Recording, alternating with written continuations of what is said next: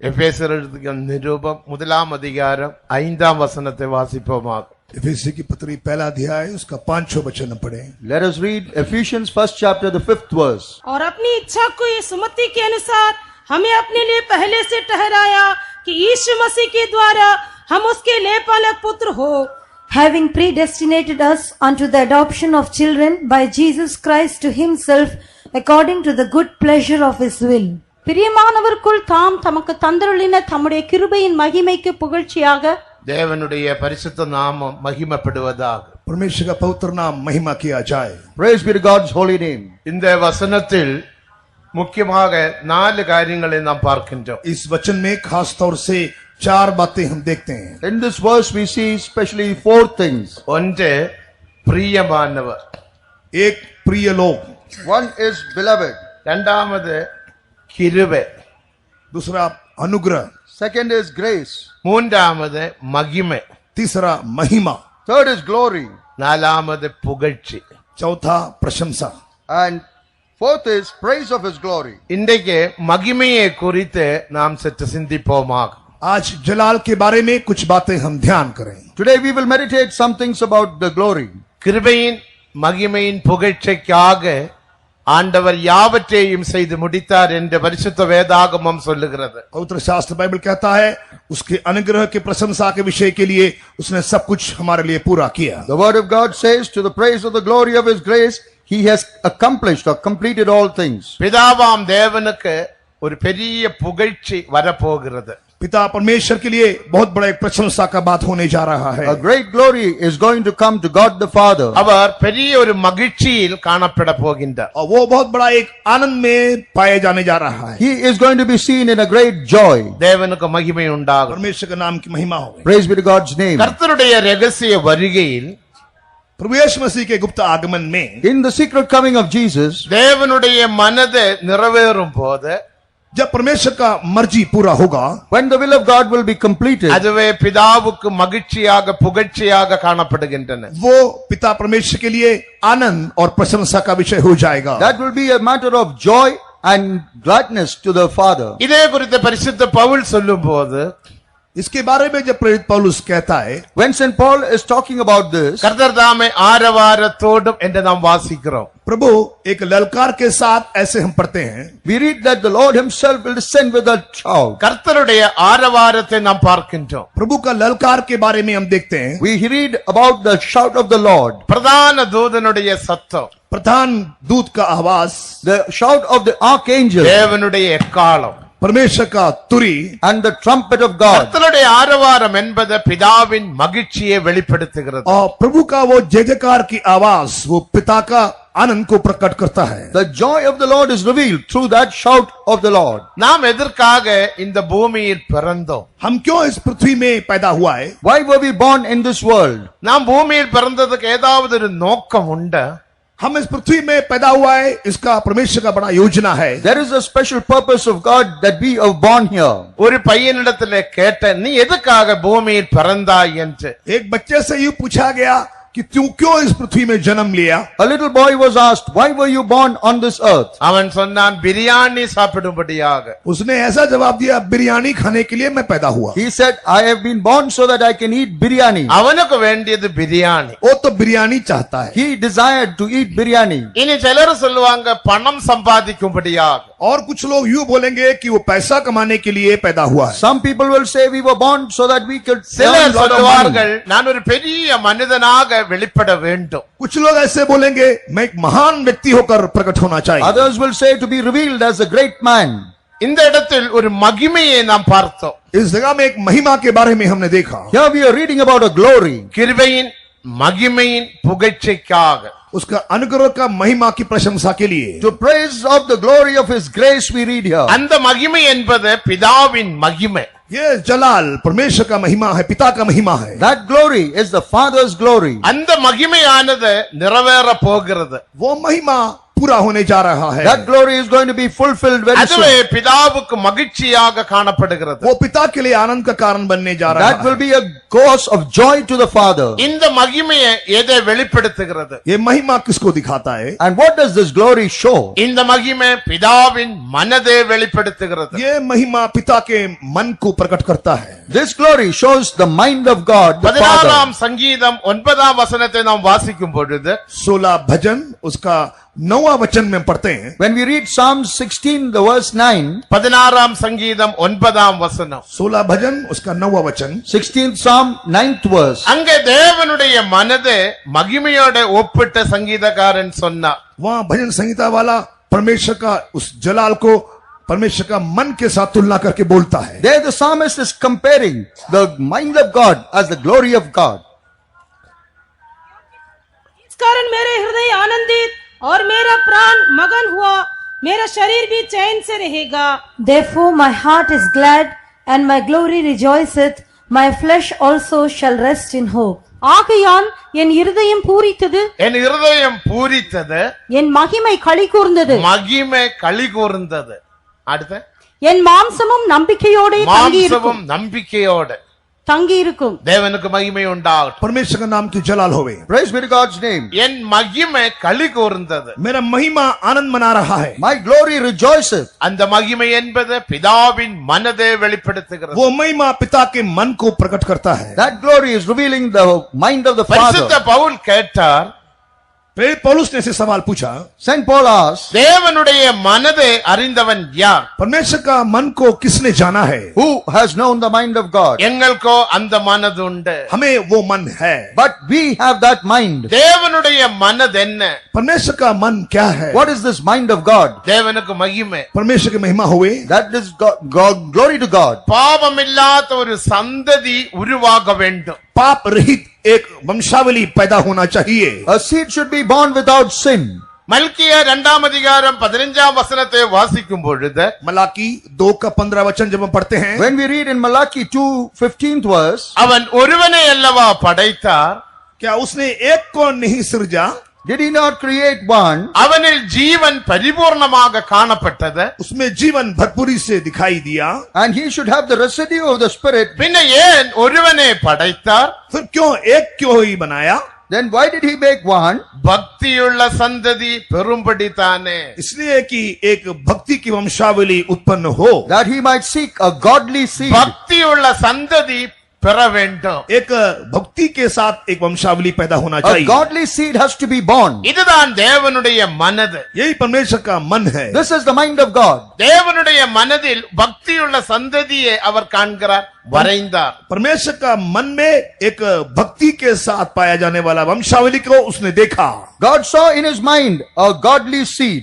பக்தி என்று சொன்னால் அர்த்தம் என்ன? भक्ति का अर्थ क्या है? What do you understand by godly? யாக்கோபு 1ஆம் அதிகாரம் 27ஆம் வசனத்தை வாசிக்கும் பொழுது याकूब की पत्री पहला अध्याय उसके 27 वचन जब पढ़ते हैं, When we read James 1:27, அங்க பக்தியுடைய விளக்கத்தை யாக்கோபு அப்போஸ்தலன் சொன்னார். यहाँ पर भक्ति का परिभाषा प्रेरित याकूब ने बताया है। the apostle James is revealing the mystery of this glory there. திக்கற்ற பிள்ளைகளை விசாரிப்பதும், திக்கற்ற பிள்ளைகளையும் விதவைகளையும் விசாரிப்பதும், अनाथों और विधवाओं को देखभाल करना, To visit the fatherless and the widows, உலகத்தால் உள்ள கரப்படாதபடிக்கு தன்னை காத்து கொள்வதுமே தேவனுக்கு முன்பாக சுத்தமான பக்தியாக காணப்படுகிறது. अपने आप को संसार की मलिनता से निष्कलंक रहना ही परमेश्वर के सामने सबसे सर्वोत्तम भक्ति है। and to keep himself unspotted from the world, that is pure religion and undefiled before God. உலகத்தால் உள்ள கரப்படாதபடிக்கு உன்னை காத்து கொள்வது தேவனுக்கு முன்பாக மாசில்லாத சுத்தமான பக்தியாக காணப்படுகிறது. ये संसार की मलिनता से अपने आप को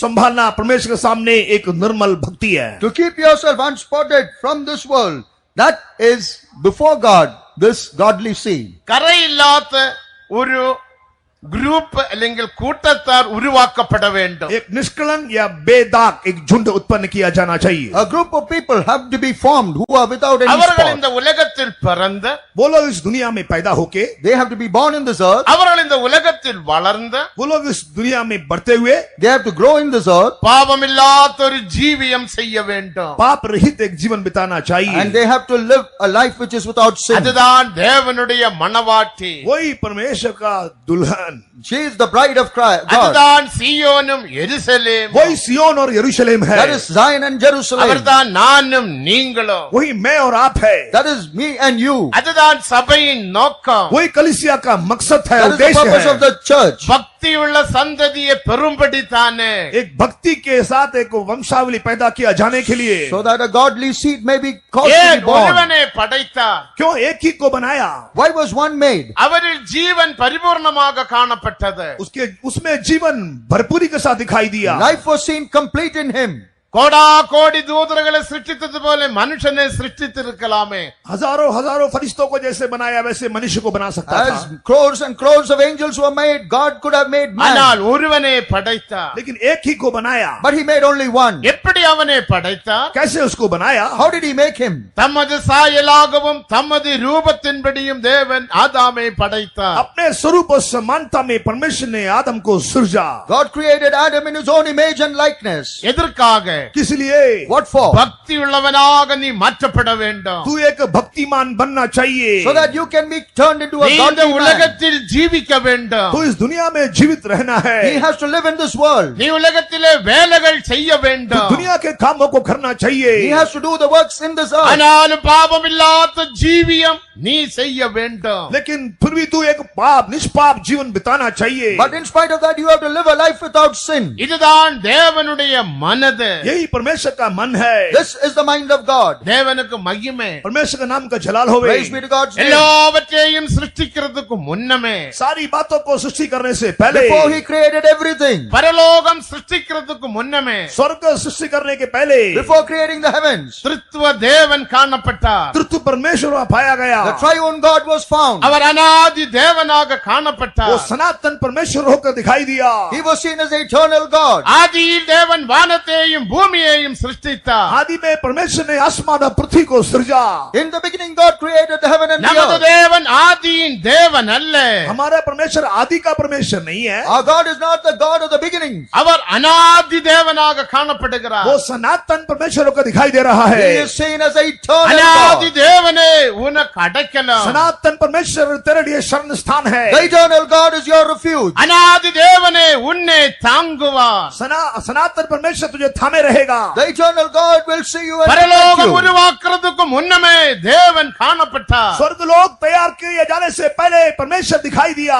Before the heavens were created, this God was our there. திருத்துவ தேவனாக காணப்பட்டார். वो तृतीय परमेश्वर होकर दिखाई दिया. He was seen as a triune God. மூன்று ஆழத்தமுடைய தேவன். तृतीय परमेश्वर में तीन व्यक्ति पाया जाता है. Three individuals are found in that triune God. சிருஷ்டிப்புக்காக மனிதனுக்காக தேவன் திருத்துவராக மாற்றப்பட்டார். सृष्टि के लिए मनुष्य के लिए परमेश्वर तृतीय तसलीस हालत में पाया गया. For creation, for the sake of man, he became the triune our God. திருத்துவ தேவனாகாவிட்டால் ஒரு சிருஷ்டிப்பின் வேலையை செய்ய முடியாது. एक तसलीस परमेश्वर ना होकर दिखाई दे तो सृष्टि का काम वो कभी नहीं कर सकता If है. he did not become a triune God, the work of creation could not have been அவர் ஒரே accomplished. ஒரு தேவன். वो एक ही परमेश्वर है. He is a one ஆனால் God. மூன்று ஆழத்தமுடையவர். लेकिन उसमें तीन व्यक्तित्व है. But he has got three individualities அந்த in தேவன் that. அனாதி காலத்தில் அவர் ஒரு கான்ஃபரன்ஸ் கூடினார்கள். वो आदि समय में उसने एक ऐसा conference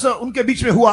In the eternal time, he had a conference, the three our of ஒரு them. மீட்டிங்கை வைத்தார். उनके आपस में बीच में एक वार्तालाप हुआ, एक मीटिंग हुआ. They kept a meeting among themselves. அதில் பல காரியங்களை அவர்கள் டிஸ்கஷன் செய்தார்கள். उस वार्तालाप में उन्होंने कई बातों का उन्होंने आपस में बातचीत किया. And in that discussion, they talked about அதில் ஒரு many things. தீர்மானத்தை उसमें எடுத்தார்கள். उन्होंने एक फैसला किया. Then they took a decision. இதுதான் எபேசியர் 1 வசனம். ये एफेसी पहला अध्याय उसका 12 वचन है. This is Ephesians 1:12. 12th verse. தேவனுக்கு மகிமை. परमेश्वर के नाम की जलाल हुई। Praise be to God's நம்மை name. போல மனுஷனை உருவாக்குவோமாக.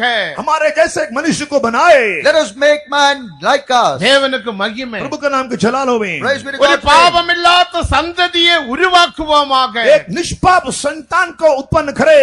A seed which is without any sin, let us ஒரு create. மணவாட்டியை உருவாக்குவோமாக. एक दुल्हन को उत्पन्न करे। Let us create a bride. சியோனும் எருசலேமும் உருவாக்குவோமாக. सियोन यरूशलेम उत्पन्न किया जाए। Let us create Zion and Jerusalem. இதுதான் தேவனுடைய மனது. यही परमेश्वर का मनसा था। This was the mind of God. தேவனுக்கு மகிமை. प्रभु के नाम की महिमा Praise हुई। be to God. நாம் உலகத்தில் பிறந்தது ஒரு காலம் உண்டு. हम इस दुनिया में पैदा हुआ उसका एक कारण है। There is a reason why we were born in this earth. இப்ப எனக்கு 61 வயது. मेरा 61 साल है I am now 61 years old. உலகத்தில் பிறந்த காலம் தான் 61. और इस दुनिया में पैदा हुआ वो उम्र है मेरा 61। The age which I have in this earth, that is எந்த வயசு 61. 61 அல்ல.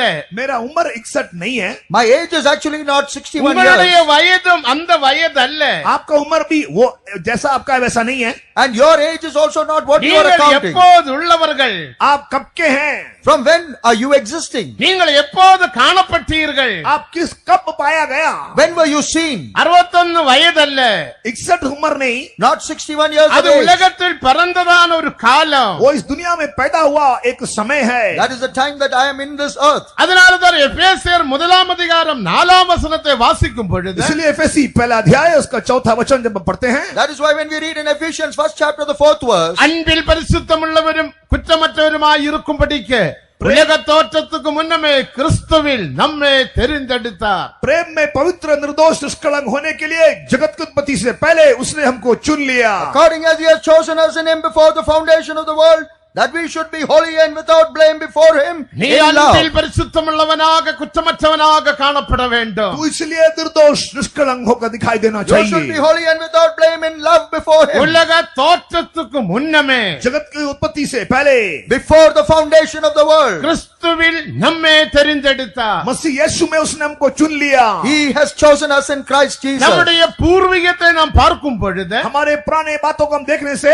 When we see our old things, உங்களுடைய பூர்வீகத்தை பார்க்கும் பொழுது आपके पूर्वजों के बारे में देखने से, when you look at your past, தேவன் எப்போதுண்டோ அப்போது நீங்களும் காணப்படுகிறீர்கள். जब परमेश्वर था तब से अब भी दिखाई दे रहा है। from when God was, you also existed. தேவன் எப்போதுண்டோ அப்போது நாமும் உண்டு.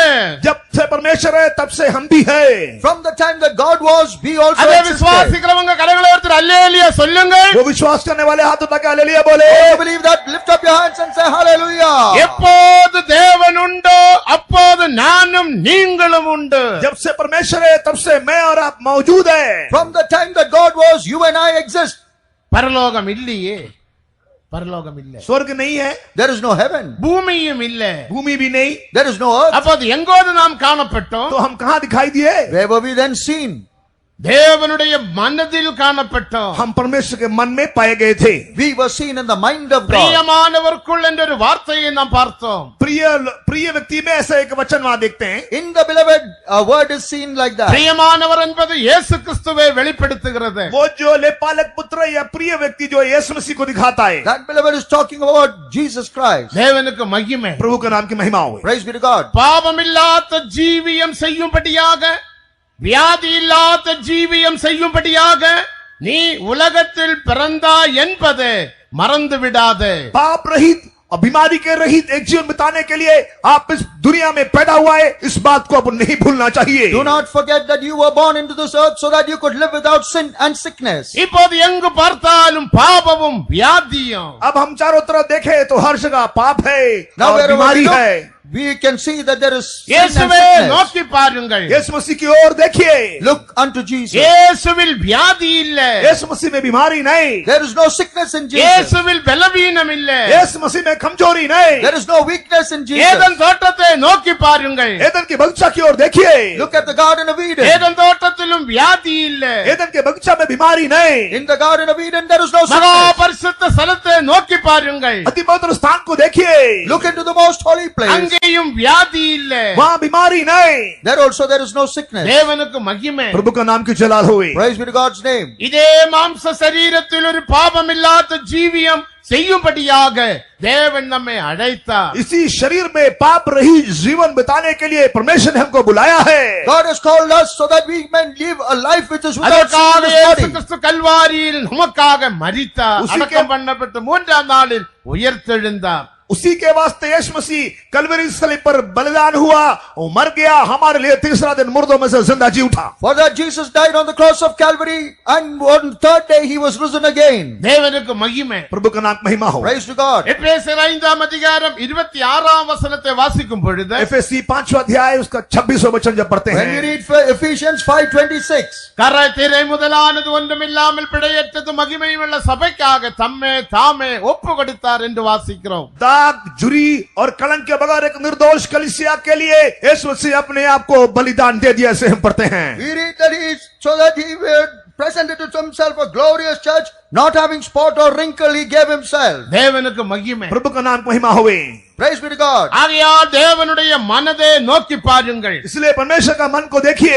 Therefore, look at the mind of God. பாவமில்லாத ஒரு சந்ததியாக நாம் மாற்றப்பட வேண்டும். पाप रहित एक संतान होकर वंशों को दिखाई देना We चाहिए, must बदलना be a चाहिए. seed without any sin in us. 22ஆம் சங்கீதம் 30ஆம் வசனத்தை வாசிக்கும் பொழுது 22वां भजन उसका 30वां वचन जब पढ़ते हैं, When we read in Psalm 22, 30th verse, இயேசு கிறிஸ்து பரிசுத்த சந்ததியை கண்டு தன்னுடைய ஆவியை பிதாவின் கரத்தில் ஒப்படைத்தார். यीशु मसीह एक पाक वंशावली को देखते हुए अपना प्राण पिता के हाथों में सौंप दिया. seeing a holy generation, Jesus surrendered his spirit into the Father's hand. பரிசுத்த சந்ததி அவரே தலைமுறையாக சேவிக்கும். और एक पवित्र वंशावली उसका पीढ़ी पीढ़ी तक उसका सेवा करेगा. A holy generation will come and serve him generation after generation. கல்வாரியில் பரிசுத்த சந்ததியை அவர் கண்டார். कलवरी पर यीशु मसीह ने एक पवित्र वंशावली को देखा. On Calvary, Jesus saw that holy generation. பாவமில்லாத ஒரு சந்ததியை அவர் கண்டார். पाप रहित एक संतान के झुंडों को यीशु ने देखा. He saw a seed which was without sin. அந்த சந்ததியை கண்டு தன்னுடைய ஆவியை தேவனுடைய கரத்தில் ஒப்படைத்தார். उस वंश को देखकर यीशु मसीह ने अपना प्राण पिता के हाथों में अर्पण किया. Seeing that seed, Jesus surrendered his hand into the Father's spirit into the Father's நாம் அந்த hand. பரிசுத்த சந்ததியாக மாற்றப்பட வேண்டும். हम वो पाक वंश होकर बदलना चाहिए. We have to be changed as that godly seed. பாவமில்லாத ஜனங்களாக மாற்றப்பட வேண்டும். पाप रहित लोग होकर बदलना चाहिए. We should be people without sin. ஒருவேளை உங்களுக்கு ஒரு சந்தேகம் வரலாம். हो सकता है आप में एक शक आ जाएगा. Probably you might have a doubt. மனுஷன் தானே, मनुष्य है, We are human. பலவீனங்கள் வருமே, कमजोरियां आ सकती है, Weaknesses will come. வியாதிகள் வருமே. बीमारी आ सकता है. Sicknesses will come. தேவனுக்கு மகிமை. प्रभु का नाम को जलाल हो. Praise be to God. அதுக்கு தான் தேவன் ஒரு கிருபையை தந்திருக்கிறார். उसी के वास्ते परमेश्वर ने एक अनुग्रह दिया है. That is why God has given you a grace. கிருபையினால மகிமையின் புகழ்ச்சி. अनुग्रह के द्वारा महिमा की प्रशंसा बनने के वास्ते, So that we can become the praise of his glory through grace. தேவ கிருபை என்ன?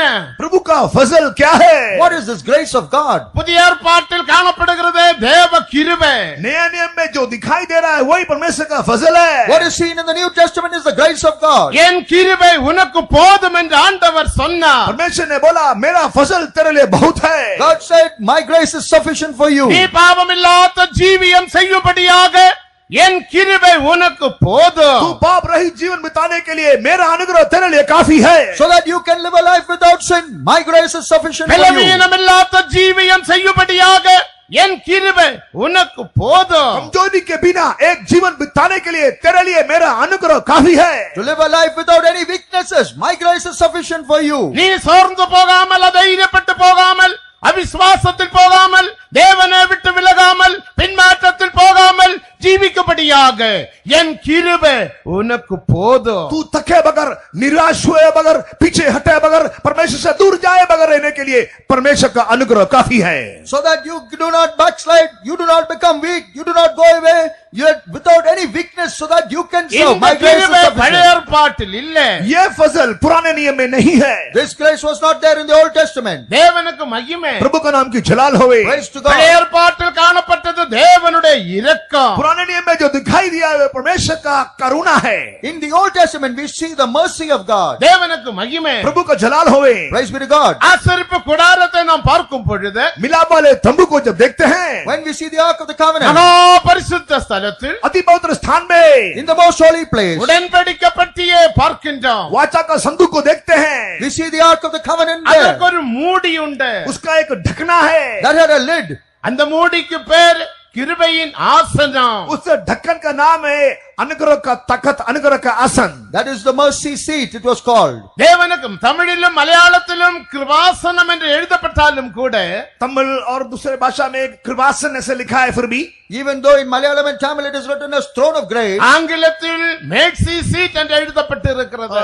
अंग्रेजी में अनुग्रह का सीट ऐसे लिखा हुआ है। in English it is mercy seat. தேவனுக்கு மகிமை. प्रभु का महिमा होवे। Praise to God. என்னுடைய இரக்கத்தை பெறும்படியாக என்னிடையில் வாருங்கள். मेरे अनुग्रह पाने के लिए तुम मेरे पास आओ। Come unto me so that you can receive my mercy. ஆனால் புதிய ஏற்பாட்டில் அப்படி அல்ல.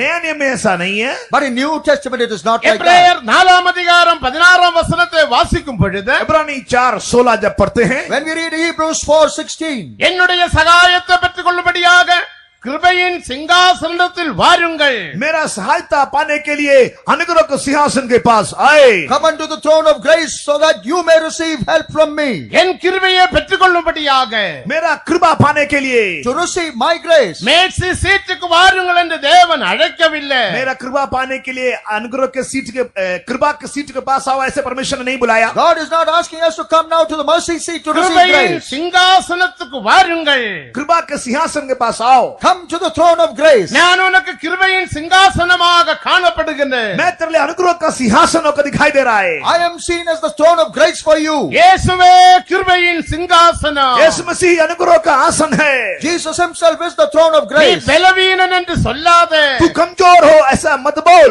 Don't say I am weak. எனக்கு வியாதி என்று நீ சொல்லாதே. मैं बीमार हूँ यूं ना बोले। Don't say I am sick. இந்த பாபம் என்னை தாக்குறது என்று நீ சொல்லாதே. ये पाप मुझे दबा रहा है ऐसा ना बोले। Don't say this sin is அந்த pressing me down. வியாதியை எதிர்க்கும்படியாக उस बीमारी का खिलाफत करने के वास्ते, Oppose that sickness. அந்த பலவீனத்தை எதிர்க்கும்படியாக उस कमजोरी का खिलाफत करने के वास्ते, To oppose that sin. நீ ஜெயாலியாக மாற்றப்படும்படியாக तू जयवंत बनने के लिए, So that you can become நீ victorious. பரிசுத்தவானாக மாற்றப்படும்படியாக तू एक पवित्र जन बनने के लिए, So that you can become a holy person. கிருபையின் சிங்காசனத்தில் வாருங்கள். अनुग्रह के सिंहासन के पास आ जाए। Come to the throne of grace. இந்த மாலை வேளையில் தேவன் நம்மை அழைக்கின்றார். इस शाम का वक्त परमेश्वर हमें बुला रहा है। This evening time, God is calling us. என் மனதில் காணப்படுகிற என் பிள்ளைகளே, मेरे मन में दिखाई देने वाले मेरे बच्चों, Oh, my children who are seen in my mind. என்ற மனதை நிறைவேறும்படியாக मेरा मन की मनसा पूरा होने के वास्ते, So that my will may be N completed. கிருபையின் சிங்காசனத்துக்கு வாருங்கள். मेरे अनुग्रह के सिंहासन के पास आ जाओ। Come to my throne of grace. என் கிருபை உனக்கு போதும். मेरा अनुग्रह तेरे लिए काफी है। My grace is sufficient for you. கிருபைக்கும் இரக்கத்துக்கும் என்ன வித்தியாசம்? कृपा और अनुग्रह का फर्क क्या है? What is the difference between mercy and grace? புதிய ஏற்பாட்டிலும் நாம் உங்களுடைய இரக்கத்தை அனுபவிக்கின்றோம். नया नियम में भी हम भी परमेश्वर का करुणा या दया को अनुभव कर रहे हैं। In the New Testament also we receive the mercy of 2 God. கொரிந்தியர் 4 அதிகாரம் 1 வசனத்தை வாசிக்கும் பொழுது दूसरा कुरिन्थी 4 अध्याय उसका पहला वचन जब पढ़ते हैं, 2 Corinthians 4th chapter, the 2nd verse, when we read, இப்படிப்பட்ட ஊழியம் செய்கிற நாங்கள் இரக்கம் பெற்றிருப்பதால் சோர்ந்து போகிறதில்லை.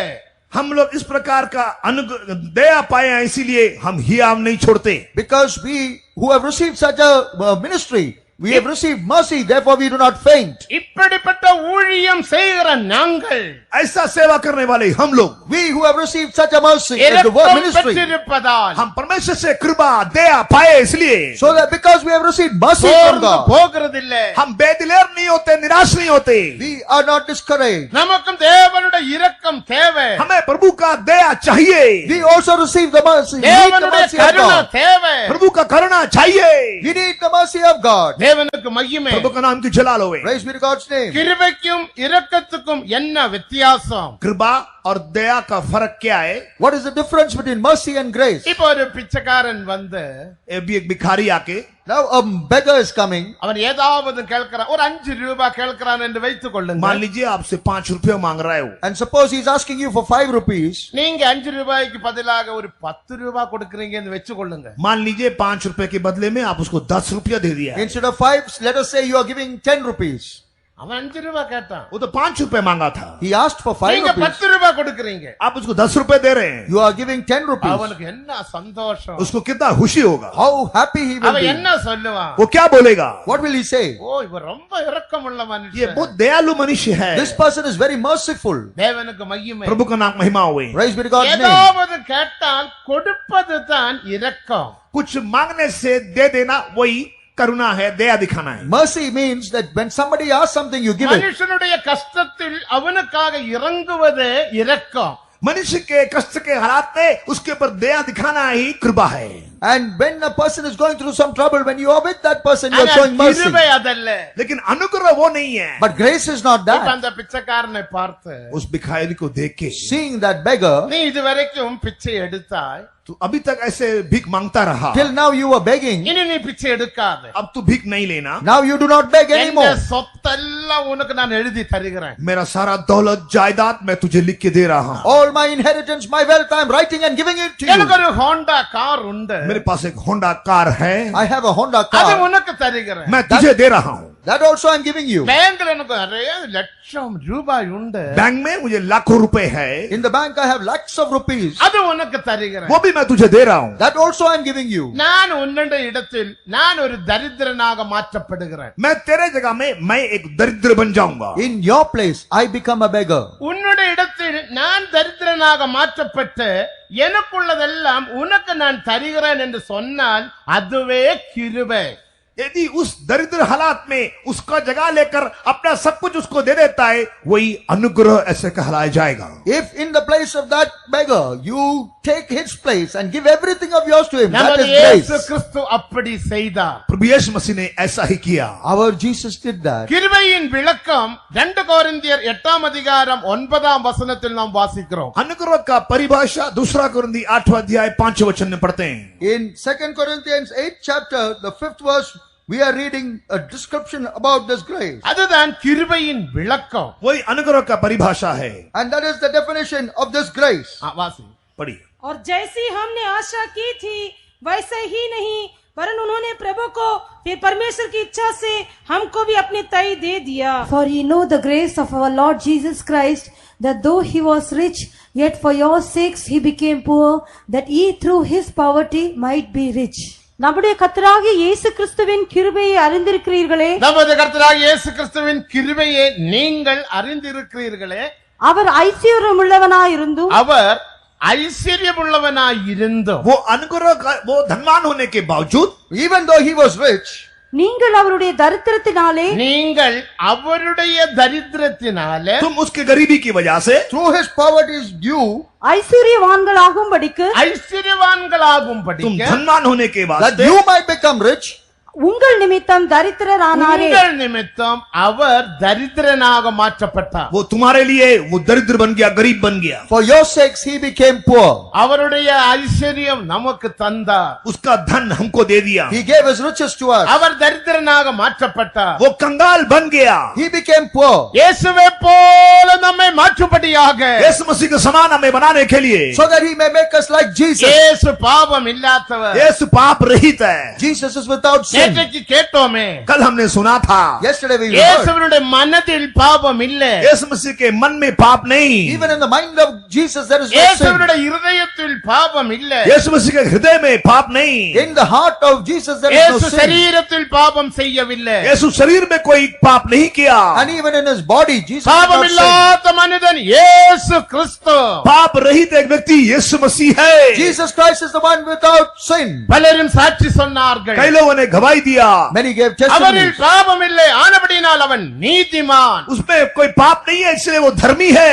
There is no sin in them, therefore they are righteous. ஆனால் நமது நிமித்தம் தரித்திரனாக மாற்றப்பட்டார். लेकिन हमारे लिए वो गरीब बन गया. But for our sakes he became poor. தேவனுடைய மடியில் செல்ல பிள்ளையாக அவர் காணப்பட்டார். परमेश्वर के गोद में, पिता के गोद में वो एक उसका लाडला बच्चा होकर दिखाई दिया. As the only son in the father's lap he was seen as a தேவனுடைய beloved. புகழ்ச்சியில் அவர் காணப்பட்டார். परमेश्वर के खुशी में वो पाया गया. He was seen in the joy of God. தேவ மகிமையில் காணப்பட்டார். परमेश्वर के जलाल में वो पाया गया. He was seen in the glory of God. நமது பாவங்களை சுமக்கும்படியாக நமக்காக கல்வாரியில் மரிக்கும்படியாக அவர் இது ஒரு தரித்திரனாக உலகத்தில் வெளிப்பட்டார். हमारे गुनाहों को लेकर कलवरी में मरने के वास्ते देखे यीशु मसीह हमारे लिए कंगाल बन गया. Jesus became poor so that he could die on Calvary cross on our behalf. அவர் என்ன சொன்னார்? उसने क्या बोला? What did he say? நரிக்கு குழியும் உண்டு, பறவைக்கு கூடும் உண்டு, ஆனால் மனுஷகுமாரனுக்கோ தலை சாய்க்க இடமில்லை. लोमड़ियों के लिए गुफा है, आसमान के पक्षियों के लिए घोंसला है, लेकिन मनुष्य के पुत्र को सर टेकने के लिए जगह नहीं है. The foxes have holes, the birds have nests, but the son of man has no place to lay his head. எல்லாவற்றையும் அவருடைய வார்த்தையினால் அவர் உருவாக்கினார். सब कुछ उसके वचन के द्वारा उसने सृजा. All things were created by his word. நரிக்கு குழி உண்டு, और लोमड़ी के लिए गुफा है, Foxes have holes. பறவைக்கு கூடு உண்டு, आसमान के पक्षी के लिए घोंसला The है, birds have மனுஷகுமாரனுக்கோ தலை சாய்க்க இடமில்லை. लेकिन मनुष्य के पुत्र को सिर टेकने के लिए जगह नहीं है. But the son of man has no place to lay his our head. ஒரு தரித்திரனாக காணப்பட்டார். वो एक दरिद्रों को दिखाई दिया. He was seen as poor. அவருடைய தரித்திரத்தினாலே और उसके गरीबी के वजह से By his poverty, நீங்கள் ஐஸ்வர்யவான்களாக மாற்றப்படுகிறீர்கள். आप धनवान बन रहे हैं. you are becoming rich. விசுவாசத்தின் ஐஸ்வர்யம், विश्वास में धनवान, Riches of his grace. கிருபையின் ஐஸ்வர்யம், अनुग्रह में धनवान, In your faith you are becoming மகிமையின் rich. ஐஸ்வர்யம், महिमा में धनवान, Rich in glory. ஈவின் ஐஸ்வர்யம், और उसके वरदानों में धनवान, In all his gifts you are becoming எல்லா glory. புகழ்ச்சியின் ஐஸ்வர்யம். सारे महिमा के धनवान होंगे. For all the glory you are becoming நாம் rich. ஐஸ்வர்யவான்கள் ஆகும் படிக்க हम धनवान बनने के वास्ते So that we can become rich. இயேசு தரித்திரனாக மாற்றப்பட்டார். यीशु मसीह गरीब बन गया.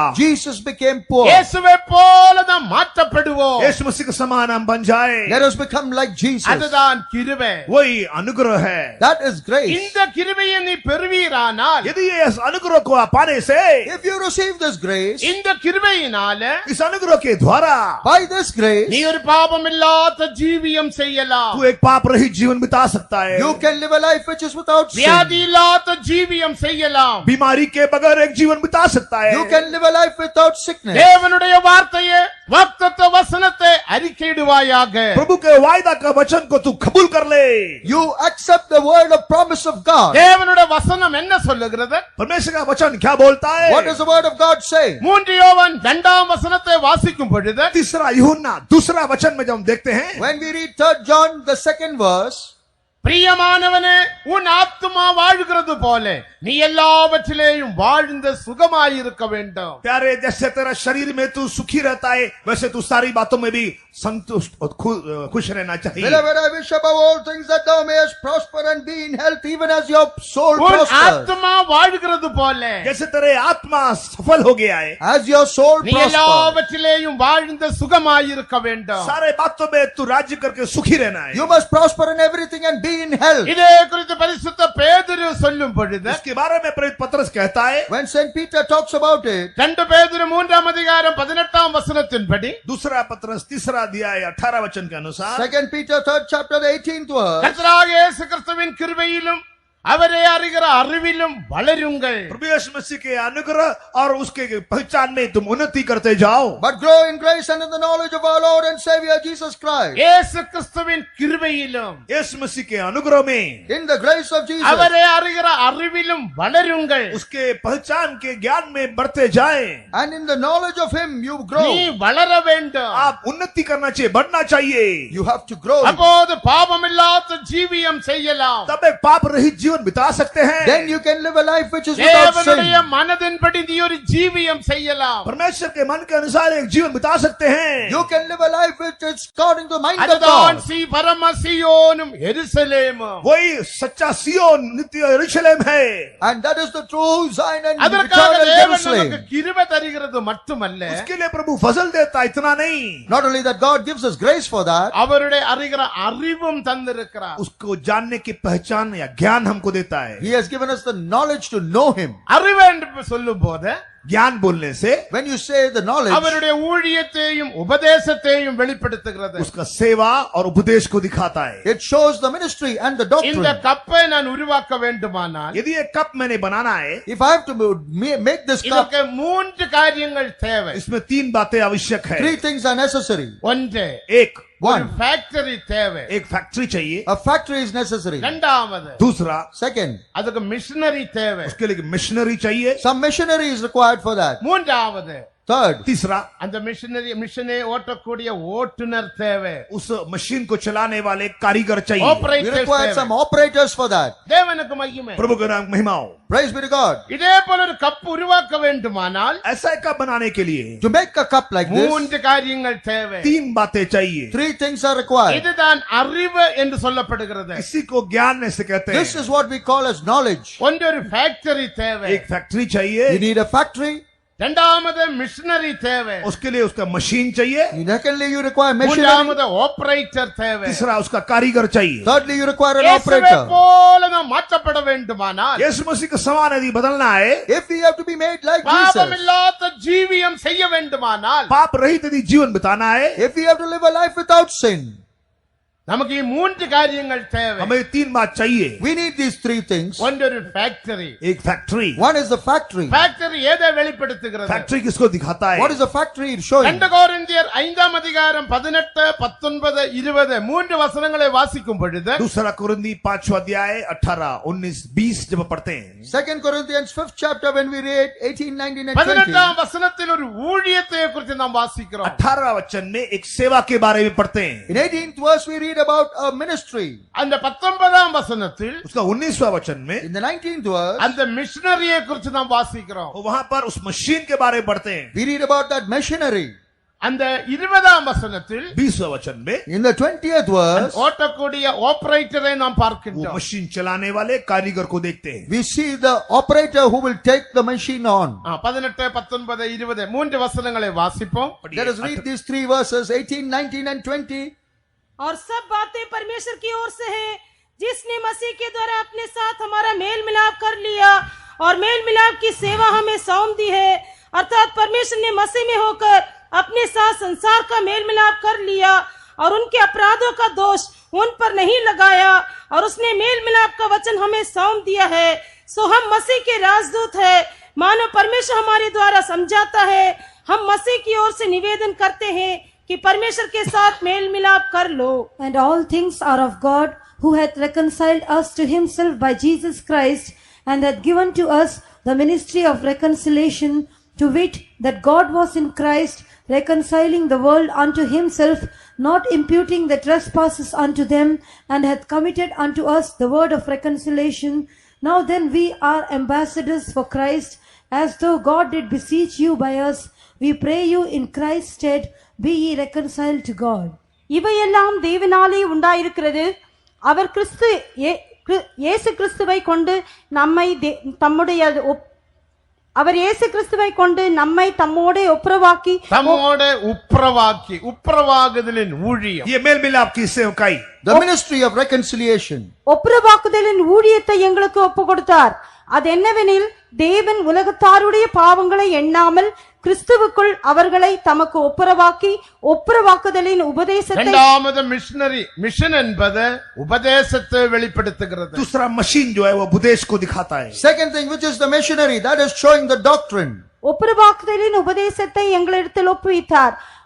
ஆனபடியினாலே தேவனானவர் எங்களை கொண்டு புத்தி சொல்லுகிறது போல, நாங்கள் கிறிஸ்துவுக்காக ஸ்தானாதிபதிகளாய் இருந்து தேவனோட ஒப்புரவாகுங்கள் என்று சொல்லி. ஸ்தானாதிபதிகள் என்பது அந்த மிஷனை ஓட்டக்கூடிய ஓட்டுநர், இல்லாவிட்டால் அந்த ஆபரேட்டர்ஸ். यहाँ पर मसीह के राजदूत वो ऑपरेटर है या वो कारीगर है जो मशीन को चला सकता The है। ambassadors of Christ, they are those who are the operators in the factory. 3 காரியங்கள் தேவை. 3 बातें चाहिए। 3 things are necessary. ஒன்று, ஒப்புரவாகுதலின் ஊழியம். एक मेल मिलाप की सेवकाई, One is the ministry of reconciliation. இரண்டாவது, ஒப்புரவாகுதலின் உபதேசம். दूसरा मेल मिलाप का उपदेश, Second, the word of reconciliation or மூன்றாவது, doctrine. அதுக்கேற்றதான ஊழியர்கள். और उस तीसरा उसके योग्य सेवक। And the third is the workers according to இவர்கள் that. மூலமாக தேவனுடைய உபதேசத்தினாலும் கிருபையினாலும் இயேசுவை போல தேவ ஜனங்களை தேவன் மாற்றுகிறார். इसके द्वारा परमेश्वर के उपदेश और अनुग्रह के द्वारा परमेश्वर के जैसे लोगों को बना रहे हैं.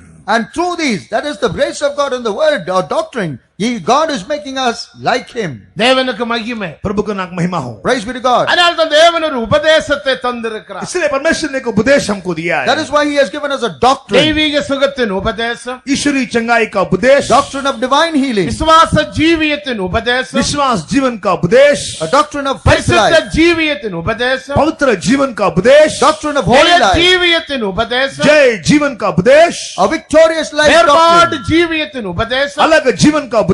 A doctrine of separated life. இப்படிப்பட்டதான ஆழமான உபதேசங்கள் தேவன் தந்திருக்கிறார். ऐसे गहरा तालीम या उपदेश प्रभु ने दिया है. Many deep doctrines God has given to us. இந்த அறிவில் நாம் வளர வேண்டும். और इस ज्ञान में हम बढ़ना We चाहिए. have to grow in that இந்த knowledge. உபதேசத்தில் வளர வேண்டும். इस उपदेश में बढ़ना चाहिए. In this doctrine we need இந்த to grow. உபதேசமானது நம்மை மறுரூபப்படுத்துகிறது. ये उपदेश हमको बदल देता है. This doctrine is what transforms இப்பொழுது us. கேட்ட உபதேசத்தினால் நீங்கள் சுத்தமானீர்கள். तुम अभी सुने हुए उपदेश के अनुसार तुम पवित्र हो गए. Through the word that you have received now, you have become அந்த pure. உபதேசத்தை போதிக்க கூடிய ஊழியர்களும் தேவை. उस उपदेश को सिखाने योग्य सेवक भी चाहिए. You require the ministers of God who are worthy to teach that போதித்தால் மட்டும் doctrine. போதாது, அந்த உபதேசத்தின்படி முதலாவது அவர்கள் ஜீவிக்க वो வேண்டும். उपदेश सिखाने से बस नहीं है, उस उपदेश के मुताबिक वो भी जीवन बिताना It चाहिए. is not just enough if they teach that, but they must live their lives according to that. Jeevitha தான் உபதேசிக்க முடியும். ऐसा जीवन बिताने से ही उपदेश कर सकते हैं. Only if you leave, then you can teach. தேவனுக்கு மகிமை. प्रभु की महिमा हुए. Praise be to God. அப்போஸ்தலர் நடபடிகள் 1 அதிகாரம் 2 वचனத்தை நாம் வாசிக்கும் பொழுது प्रेरितों के काम पहला अध्याय उसका दूसरा वचन जब पढ़ते हैं, Acts of the Apostles, 1st chapter, the 2nd verse, when we our read, ஜீவிக்கவும் உபதேசிக்கவும் என்று நாம் வாசிக்கிறோம். वो जिएंगे उसके मुताबिक उपदेश करेंगे. they will live and then they will teach, it is written. முதலாவது நாம் ஜீவித்து காட்ட வேண்டும். पहले हम प्रायोगिक तौर पर जीवन बिता के दिखाना चाहिए. First, they have to live and அதாவது show. தேவ ஊழியர்களுக்கு சில தகுதிகள் தேவை. इसलिए परमेश्वर का सेवकों के लिए कुछ योग्यताएं चाहिए. That is why there are certain எல்லாராலும் qualifications. இந்த மிஷனை ஓட்ட முடியாது. सारे लोग ये मशीन नहीं चला सकते. Anybody and everybody cannot run சிலருக்கு இந்த this. மிஷன் எவ்விதமாக ஓட்ட வேண்டும் என்று தெரியாது. कई लोग को ये उपदेश कैसे, ये मशीन कैसे चलाना है इसके बारे में नहीं जानते. Many people do not know how to run this அதனால machine. தான் சில ஆபத்துகள் விபத்துகள் और வருகிறது. इसलिए कुछ आपत्ति दुर्घटना आ जाती है. That is why some accidents and அதனால incidents தான் happen. அவர்கள் சொல்லுகிறார்கள் இந்த உபதேசம் தேவையில்லை, இந்த உபதேசம் தேவையில்லை என்று சொல்லுகிறார்கள். इसलिए कुछ लोग कहते हैं कि ये तालीम, ये उपदेश नहीं चाहिए, नहीं चाहिए. Therefore they say, this doctrine, we don't need it, we don't need it. இந்த உபதேசம் தான் சீயோனின் உபதேசம். यही उपदेश सिय्योन का उपदेश है. This is the doctrine of Zion. பிசாசனுடைய தந்திரம் என்ன? शैतान की चालाकी क्या है? What is the subtlety of the devil? மீகா 4 அதிகாரம் 11 வசனத்தை வாசிக்கும் பொழுது मीका चौथा अध्याय उसका 11 वचन जब पढ़ते हैं, When we read Micah 4:16, சீயோன் தீட்டுப்படுவாளாக, सिय्योन मलिन होने रे, so that Zion can be எங்கள் defiled. கண்களது பார்ப்பதாக என்று சொல்லி अनेक ஜாதியார் உனக்கு விரோதமாக கூடியிருக்கிறார்கள். हमारी आंखें वो देखने दे, ऐसे कहने वाले कई जातियां तेरे चारों ओर आगे आए. All around you, there are many nations which have come who are saying, let Zion us see that. தீட்டுப்பட வேண்டும், सिय्योन मलिन होना चाहिए. And Zion should be defiled. எங்கள் கண்களது பார்க்க வேண்டும். हमारी आंखें वो देखना चाहिए. Our eyes have to see that. अनेक ஜாதியார் உனக்கு விரோதமாக கூடியிருக்கிறார்கள். कई जातियां तेरे ओर खिलाफ आगे आए. Many nations are gathered against you. அடுத்த வசனத்தில் வாசிக்கும் பொழுது अगला वचन में क्या देखते हैं? When we read in the word, அவர்கள் what do we see? தேவனுடைய நினைவுகளை அறியாமல் இருக்கிறார்கள். वो परमेश्वर के सोच विचारों को नहीं जानते. But they do not know the thoughts of God. அவர்களுக்கு தேவனுடைய மனதே தெரியாது. वो परमेश्वर के मनसा या युक्ति को नहीं जानते. They do not know the mind of God. ஆகையால் சீயோன் குமாரத்தி நீ எழும்பி போரடி. इसलिए ऐ सिय्योन उठ और तू दांव कर. Therefore, O daughter of Zion, you get up and go. பரம சீயோனே எருசலேமே நீங்கள் எழும்புங்கள். ऐ स्वर्गीय सिय्योन यरूशलेम तू जाग उठ. Arise, O Zion and Jerusalem, and இந்த pray. உபதேசத்தின்படி ஜீவிக்கும்படியாக ஒப்பு கொடுங்கள். ऐसा उपदेश के अनुसार जीवन बिताने के लिए तू सौंप दे. Surrender yourself to live according to this doctrine. சியோனை குறித்து சரியான ஒரு அறிவு தேவை. सियोन के बारे में एक सही जानकारी You चाहिए. need a good knowledge about Zion. Zion என்று சொல்லும் போது सियोन ऐसे बोलने से When you say Zion, சிலர் எழுத்தின்படி பூமியில் உள்ள சியோனை மட்டும்தான் वो அறிந்திருக்கிறார்கள். लोग शाब्दिक तौर पर इस पृथ्वी में जो सियोन है उसके बारे में वो जानते हैं. they only know the literal Zion which is on this earth. 4 விதத்தில் சியோன் உண்டு. 4 प्रकार का सियोन है. There are 4 kinds of Zion. ஒன்றை எழுத்தின்படி எருசலேமில் ஒரு சியோன் உண்டு. एक लिखित तौर से शाब्दिक तौर से यरूशलेम में एक सियोन मौजूद है. One is according to the writing or literally the 2 Zion. Samuel 5ஆம் அதிகாரம் 7ஆம் வசனத்தை வாசிக்கும் பொழுது दूसरा सामुएल 5 का 7 जब पढ़ते हैं When we read 2 Samuel 5, அது 7, எபூசியனுடைய கையில் காணப்பட்டது. वो यबूसियों के हाथ में पाया गया. that was seen in the hands of the Jebusites. தாவீதே அது பிடித்தெடுத்தார். दाऊद ने उसे छीन लिया. David caught hold of it. தாவீதின் நகரம் என்று பெயர் வைத்தார். दाऊद का शहर ऐसा नाम दिया. He gave it the name the city of அதுதான் David. எழுத்தின்படி எருசலேமில் காணப்படுகிற சியோன். वही शाब्दिक तौर पर यरूशलेम में पाया जाने वाला सियोन. That is the literal Zion which is found in Jerusalem. எழுத்தின்படி உள்ள சியோனுக்கு ஒரு அழிவு உண்டு. शाब्दिक तौर पर जो सियोन है उसका एक अंत है. This literal Zion, there is an end for it. இந்த சியோன் எழுத்தின்படி உள்ள சியோன் நித்தியம் அல்ல. ये आश्चर्य तौर का सियोन नित्य सियोन नहीं है. This Zion which is literal is not ஆனால் eternal. பரலோக ராஜ்யத்தில் ஒரு சியோன் உண்டு. लेकिन परमेश्वर का राज्य में एक सियोन है. There is a Zion which is in eternity. அதுவே நித்திய சியோன். वही नित्य सियोन है. That is an eternal அந்த Zion. நித்திய சியோனில் தேவன் வாசமாய் இருக்கிறார். वो नित्य सियोन में परमेश्वर वास करता है. And God is dwelling in that Zion. 48ஆம் சங்கீதம் 2ஆம் வசனத்தை வாசிக்கும் பொழுது 48 भजन उसका दूसरा वचन जो पढ़ते हैं When we read Psalm 48 verse 2, வடதிசையில் உள்ள சியோன் பர்வத வடிப்பமான ஸ்தானமும் சர்வ பூமியின் மகிழ்ச்சியுமாயிருக்கிறது. இதுவே மகாராஜாவின் நகரம். उत्तर दिशा में जो सियोन परम सुंदर वो है और वो राजाधिराज का शहर है. beautiful for situation, the joy of the whole earth is Mount Zion. On the sides of the north, the city of the great king. பரலோகத்தில் ஒரு சியோன் உண்டு. स्वर्ग में एक सियोन है.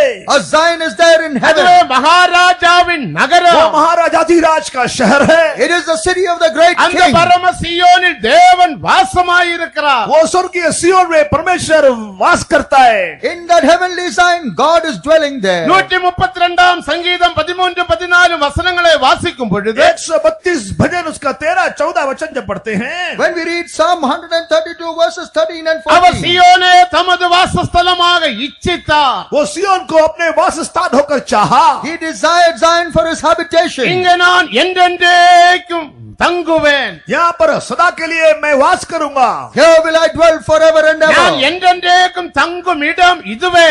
मैं हमेशा के लिए रहने वाला मेरा निवास स्थान यही है. This is the place that I will live forever and ever. வானமும் பூமியும் அழிந்து போய்விடும். आसमान और पृथ्वी ढल जाएगा Heaven and earth will pass away, ஆனால் பரலோகம் அழிந்து போகாது. लेकिन स्वर्ग नाश नहीं होगा. but heaven will never be. தேவன் நித்தியமாயிருக்கிறது போல जैसे परमेश्वर नित्य है As God is eternal, தேவனுடைய ராஜ்யம் சியோனும் நித்தியம் தான். परमेश्वर का राज्य सियोन नित्य है. the kingdom or city of the God with this இந்த Zion is பரம eternal. சியோனில் நான் வாசம் பண்ணுவேன். ये स्वर्ग सियोन में मैं वास करूंगा. In this heavenly Zion I will dwell. அந்த பரம சியோனில் அவர் மூலக்கல்லாக மாற்றப்பட்டார். उस स्वर्गीय सियोन में यीशु मसीह कोने का पत्थर होकर ठहराया गया. In that eternal Zion, that Jesus was made the cornerstone. Isaiah 28:16 வாசிக்கும் பொழுது ऐसे 28-16 जब पढ़ते हैं When we read Isaiah 28:16, உயர்த்தெழுந்த இயேசு பரலோகத்தில் சென்று और जी उठा हुआ यीशु स्वर्ग में जाके the resurrected Jesus after he went to பரிசுத்த God, ஆவியை பிதாவினிடத்திலிருந்து வாங்கி पवित्र आत्मा को पिता से लेके receiving the Holy Spirit our from the பூமிக்கு Father, அனுப்பினார். उस पृथ्वी में उसने भेजा. he sent them to the earth. இயேசு கிறிஸ்து பரலோகத்தில் சியோனில் மூலக்கல்லாக மாற்றப்பட்டார். यीशु मसीह स्वर्ग में वो कोने का पत्थर बन गया. And he became a cornerstone in ஒரு Zion. புதிய கட்டடத்தின் வேலை ஆரம்பமாய் एक விட்டது. नया मकान का काम शुरू हो गया. And a new work has begun. அதுதான் புதிய எருசலேம். वही नया यरूशलेम. That is New Jerusalem. தேவனுக்கு மகிமை. प्रभु का नाम महिमा होवे. Praise be to God's ஆகையால் name. பரம சியோனில் தேவன் மூலக்கல்லாக மாற்றப்பட்டார். इसलिए स्वर्ग सियोन में यीशु मसीह कोने का पत्थर बन गया. In that heavenly Zion, Jesus is the அந்த cornerstone. சீயோன் என்பது அவருடைய சமூகமாக காணப்படுகிறது. वो सियोन परमेश्वर का सम्मुख को दिखाई दे रहा है. That Zion is the presence of God. 84 சங்கீதம் 7 வசனத்தை வாசிக்கும் பொழுது 84 ज़बूर उसका 7वां वचन जब पढ़ते हैं, When we read Psalm 84 verse 7, சீயோன் அவருடைய சமூகமாக காணப்படுகிறது. सियोन उसका हजूरी होकर दिखाई दे रहा है. Zion is seen as his presence, பலத்தின் மேல் பலன் அடைந்து बल के ऊपर बल फाके receiving strength from தேவனுடைய சந்நிதியில் சீயோனில் வந்து சேர்ந்தார்கள். और परमेश्वर का हजूरी में सियोन में पहुंच गए. every one of them appear in Zion. தேவனுக்கு மகிமை. परमेश्वर का नाम महिमा हुए. Praise be to God. பரிசுத்த ஆவியினால் பரிசுத்தமாக்கப்பட்ட பரிசுத்தவான்கள், पवित्र आत्मा के द्वारा पवित्र किए जाने वाले पवित्र लोग, Those saints who are made holy by பாவம் God. இல்லாமல் ஜீவித்த பரிசுத்தவான்கள், पाप रहित जीवन बिताने वाले पवित्र लोग, Those saints who are living without sin. உலகம் மாம்சம் பிசாச மரணம் பாதாளத்தை ஜெயித்த பரிசுத்தவான்கள், दुनिया शरीर पाप मौत अधोलों के ऊपर जय पाए हुए मुकद्दस लोग, Those who have taken the victory over sin and over flesh and பலத்தின் over மேல் sin, பலன் அடைந்து बल के ऊपर बल फाके. receiving strength to இதோ strength. பரமசியோனில் தேவ சந்நிதியில் அவர்கள் காணப்பட்டார்கள். देखो स्वर्ग सियोन में परमेश्वर का उस सियोन में वो पाए जा रहे They are हैं. found in heaven in that eternal Zion. பரலோகத்தில் சீயோன் உண்டு.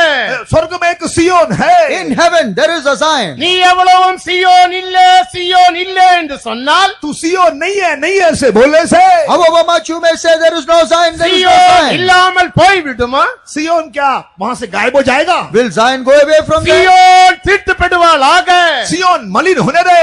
So that Zion may be எங்கள் defiled. கண்கள் அது பார்ப்பதாக என்று சொல்லி मेरी आंखें वो देखने जैसे बोलते हुए Saying, our eyes want to see அநேக that. ஜாதியார் உனக்கு விரோதமாக எழுந்திருக்கிறார்கள். कई जाति लोग तेरे खिलाफ उठ खड़ा हुआ है. Many nations have risen up against you. ஆகையால் தேவனுடைய ஜனமே, इसलिए आए खुदावन के लोगों, Therefore, O people of God, நீங்கள் எழும்புங்கள். आप उठ जाग उठे. you rise இந்த சீயோனுக்காக, इस सियोन के वास्ते, for this Zion, பரம எருசலேமுக்காக, स्वर्गीय यरूशलेम के लिए for the heavenly வைராக்கியமான Jerusalem, ஜீவியம் செய்யும்படியாக, गैरत के साथ धुन के साथ जीवन बिताते हुए, to live with zeal for this, உபதேசத்தின்படி ஜீவிக்கும்படியாக उपदेश के अनुसार जीवन बिताने के लिए to live according to the நாம் doctrine. எழும்ப வேண்டும். हम उठना चाहिए. We have to get up. இனி பரம சீயோனை பார்க்கும் பொழுது अब स्वर्गीय सियोन को देखने से Next, when we see that heavenly Zion, வெளிப்படுத்தினர் 14 அதிகாரம் 1 வசனத்தின்படி, प्रकाशित वाक्य 14 अध्याय उसका पहला वचन में, according to Revelation 14 இதோ chapter பரம verse 12, சீயோனில் இயேசு கிறிஸ்துவோடு கூட 144,000 பேர் நிற்க கண்டேன். देखो स्वर्ग सियोन में यीशु मसीह के साथ 1,44,000 लोग खड़े हुए दिखाई दे रहे हैं. on Mount Zion, 144,000 people with the Father's name were standing with Jesus. பரம சீயோனில் 144,000 பிரதிஷ்டிக்கப்பட்ட ஊழியர்களை பார்க்கின்றோம். स्वर्ग सियोन में 1,44,000 मकसूदा सेवकों को वहां दिखाई दे रहे हैं. In that heavenly Zion, we are seeing 144,000 அவர்கள் consecrated saints. உத்தரவாகுதலின் ஊழியத்தை செய்த தேவ ஊழியர்கள். वो मेल मिलाप के सेवकाई किए हुए परमेश्वर के सेवक हैं. They are the ministers of God who did the ministry of அவர்கள் தான் reconciliation. பிரதிஷ்டிக்கப்பட்ட ஊழியர்கள். वे लोग त्याग किए हुए प्रभु के सेवक हैं. They are the servants of God who are consecrated. அவர்கள் தான் அன்னக பிரதிஷ்டையுள்ள ஊழியர்கள். वही खोजे के उस समर्पण के साथ उस प्रतिष्ठा में जीवन बिताते हैं. They are the ones who have lived their consecrated அவர்கள் life for the தங்கள் Enoch, மாம்சத்தை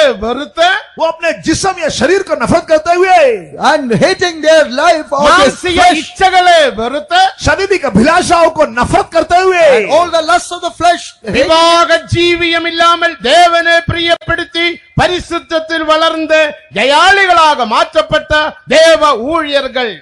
शादी का जीवन को छोड़कर परमेश्वर को प्रसन्न करते हुए पवित्र जीवन बिताते हुए जयवंत होकर ऐसे हालत में आ गए. वो leaving the life of flesh, living a holy life with consecration, they have come into this state. அதனால தான் நாங்கள் விவாக ஜீவியம் இல்லாமல் ஜீவிக்கிறோம். इसलिए हम लोग शादी के रहित जीवन बिता रहे हैं. That is why we are living without marriage.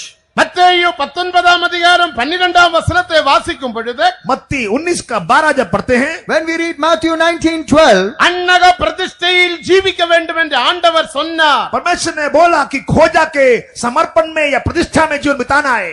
you have to live according to the consecration of the Enoch. God said, உப்புரவாகுதலின் ஊழியம் செய்கிற ஊழியர்கள் मेल मिलाप का सेवकाई करने वाले सेवक, those servants of God doing the ministry of reconciliation, அப்போஸ்தலிக உபதேசத்தை போதிக்கும் ஊழியர்கள், प्रेरितों की शिक्षा को सिखाने वाले सेवक, those servants of God who are teaching the apostolic doctrine, அந்த மிஷனை ஓட்டக்கூடிய ஊழியர்கள், उस मशीन को चलाने योग्य सेवक, those workers who are able to run that machine, அவர்கள் அன்னக பிரதிஷ்டையுள்ளவராக காணப்பட वे வேண்டும். खोजाओं के मखसूसियत में या प्रतिष्ठा में दिखाई देना चाहिए. they must be seen in the consecration of the Enochs. தேவனுக்கு மகிமை. प्रभु का जलाल होवे. Praise be to God's இத name. பரிசுத்த பவுலினுடைய பரிசுத்த பவுல் சொன்ன விஷயம் அல்ல. ये प्रेरित पौलुस का उपदेश या उसने नहीं बोला है. This is not something which St. Paul said or his கர்த்தராகிய இயேசு doctrine. கிறிஸ்து உலகத்தில் இருந்த போது அவர் வெளிப்படுத்தின சத்தியம். प्रभु यीशु मसीह जब इस पृथ्वी में मौजूद था तो उन्होंने ये सच्चाई पेश किया. When the Lord Jesus was on this earth, he revealed this truth.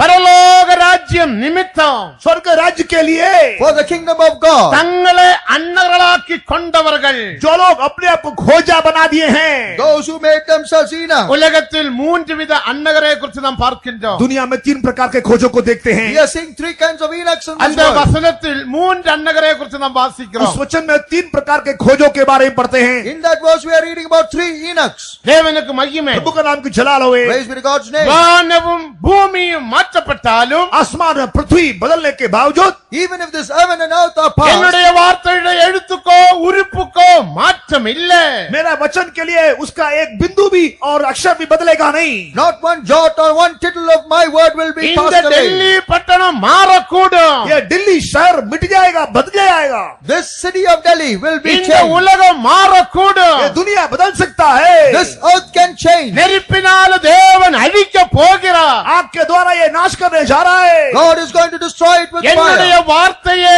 அழிக்க முடியாது. लेकिन मेरा वचन को नाश नहीं कर सकते. But my word cannot be destroyed. வானமும் பூமியும் மாறினாலும் आसमान और पृथ्वी बदलने से भी, Even if the heaven and earth pass away, என்னுடைய வார்த்தையின் எழுத்துக்கோ எழுத்தின் உறுப்புக்கோ மாற்றம் இல்லை. मेरा भी कोई वचन या उसका बिंदु के लिए कोई बदलाव नहीं है. not one jot or one tittle of my word will be changed. அப்படி இருந்தால் மத்தேயு 19:12 வசனத்துக்கு மாற்றம் இல்லை. ऐसा हो तो मत्ती की इंजील 19 का 12 के लिए कोई बदलावट नहीं होगी. If that is so, then Matthew 19 chapter the 12th verse, it cannot change. வாசிங்க.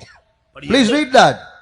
क्योंकि कुछ नपुंसक ऐसे हैं जो माता के गर्भ ही से ऐसे जन्मे, और कुछ नपुंसक ऐसे हैं जिन्हें मनुष्य ने नपुंसक बनाया, और कुछ नपुंसक ऐसे हैं जिन्होंने स्वर्ग के राज्य के लिए अपने आप को नपुंसक बनाया है.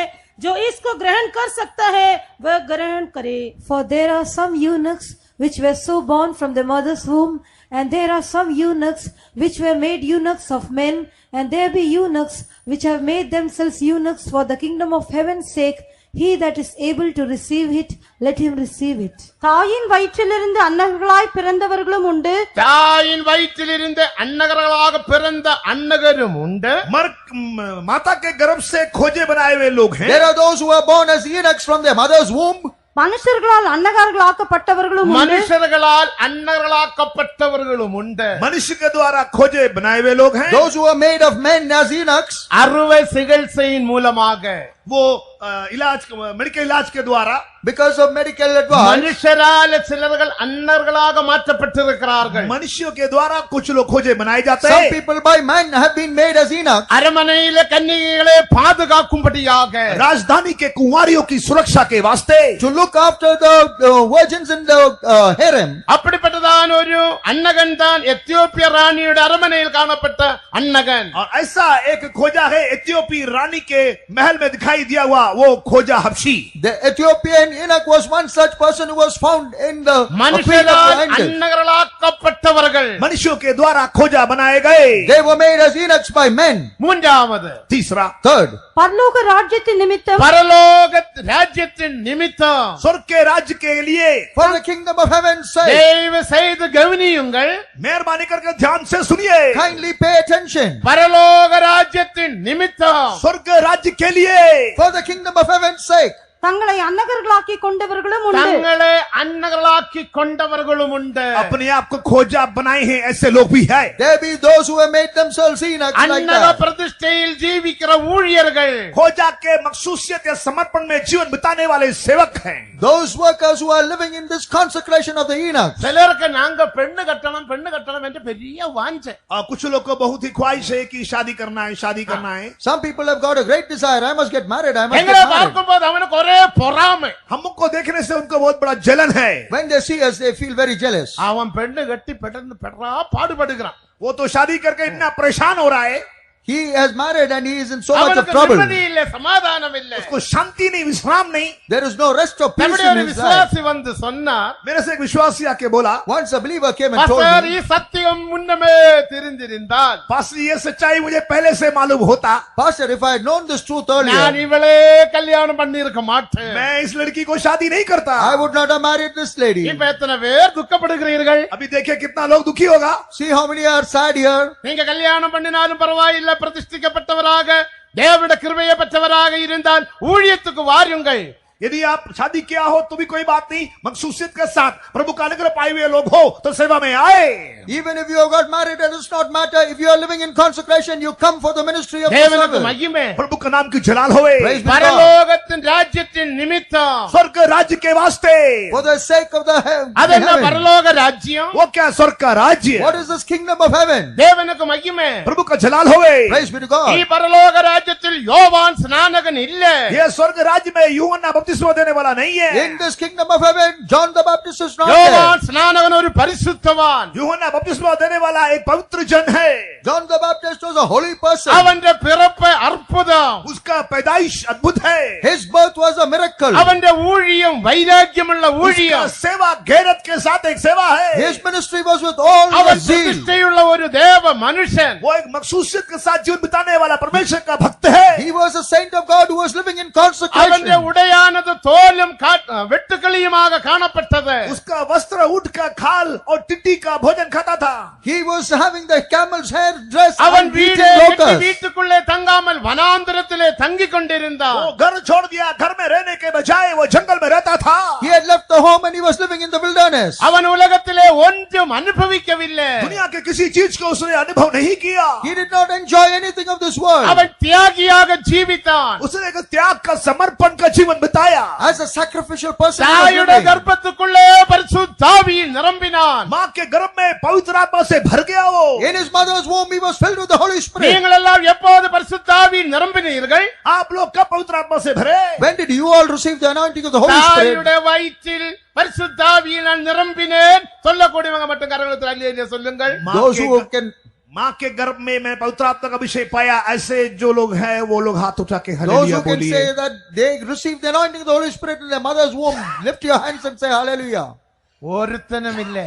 Nobody is there. कोई भी नहीं है. நான் 8ஆம் வயதில் தான் அபிஷேகம் பெற்றேன். पास्टर जी 8वें साल में पवित्र आत्मा का अभिषेक पाया. I received the anointing when I was 8 years old. தேவனுக்கு மகிமை. प्रभु का जलाल होए. Praise be to God. உலகத்தில் பிறந்த பிறகுதான் அபிஷேகத்தை நாம் பெற்றுக்கொண்டோம். दुनिया में पैदा होने के बाद हमने अभिषेक पाया. After we were born on this earth, we received the யோவான் anointing. ஸ்நானகன் அப்படி அல்ல. यूहन्ना बपतिस्मा देने वाला ऐसा नहीं. But John the Baptist was not like that. எலிசபெத்தினுடைய வயிற்றுக்குள்ளே ஆவியில் நிரம்பினான். एलिजाबेथ के गर्भ में वो आत्मा में भर गया. In the womb of Elizabeth, he was filled in the Holy Spirit. வைராக்கியமான ஜீவியம் செய்தான். एक धुन और गैरत के साथ जीवन बिताया. He lived a life which was full of zeal. இயேசுவுக்காக தேவனுக்காக ரத்த சாட்சியாக மரித்தார். यीशु मसीह के लिए, परमेश्वर के लिए वो एक शहीद बन के मर गया. For Jesus Christ and for God, he died as a martyr. அந்த யோவான் ஸ்நானகன் ஈ தேவ ராஜ்யத்தில் இல்ல. वो यूहन्ना बपतिस्मा देने वाला ये परमेश्वर के राज्य में नहीं है. That John the Baptist is not there in this kingdom of இது heaven. நான் சொன்ன விஷயம் அல்ல. ये मैं बोला हुआ विषय नहीं This है. is not something that I am இயேசு saying. கிறிஸ்துவே சொன்னார். यीशु मसीह ने बोला. Jesus himself said this. மத்தேயு 11ஆம் அதிகாரம் 11ஆம் வசனத்தை வாசிக்கும் பொழுது मत्ती 11:11 जब पढ़ते हैं, When we read in Matthew 11:11, ஸ்திரீகளில் பிறந்தவன் யோவான் ஸ்நானகனை பார்க்கலும் பெரியவன் ஒருவனும் எழும்பினதில்லை. स्त्रियों में से जन्मे हैं उसमें से यूहन्ना बपतिस्मा देने वाले से कोई बड़ा नहीं हुआ.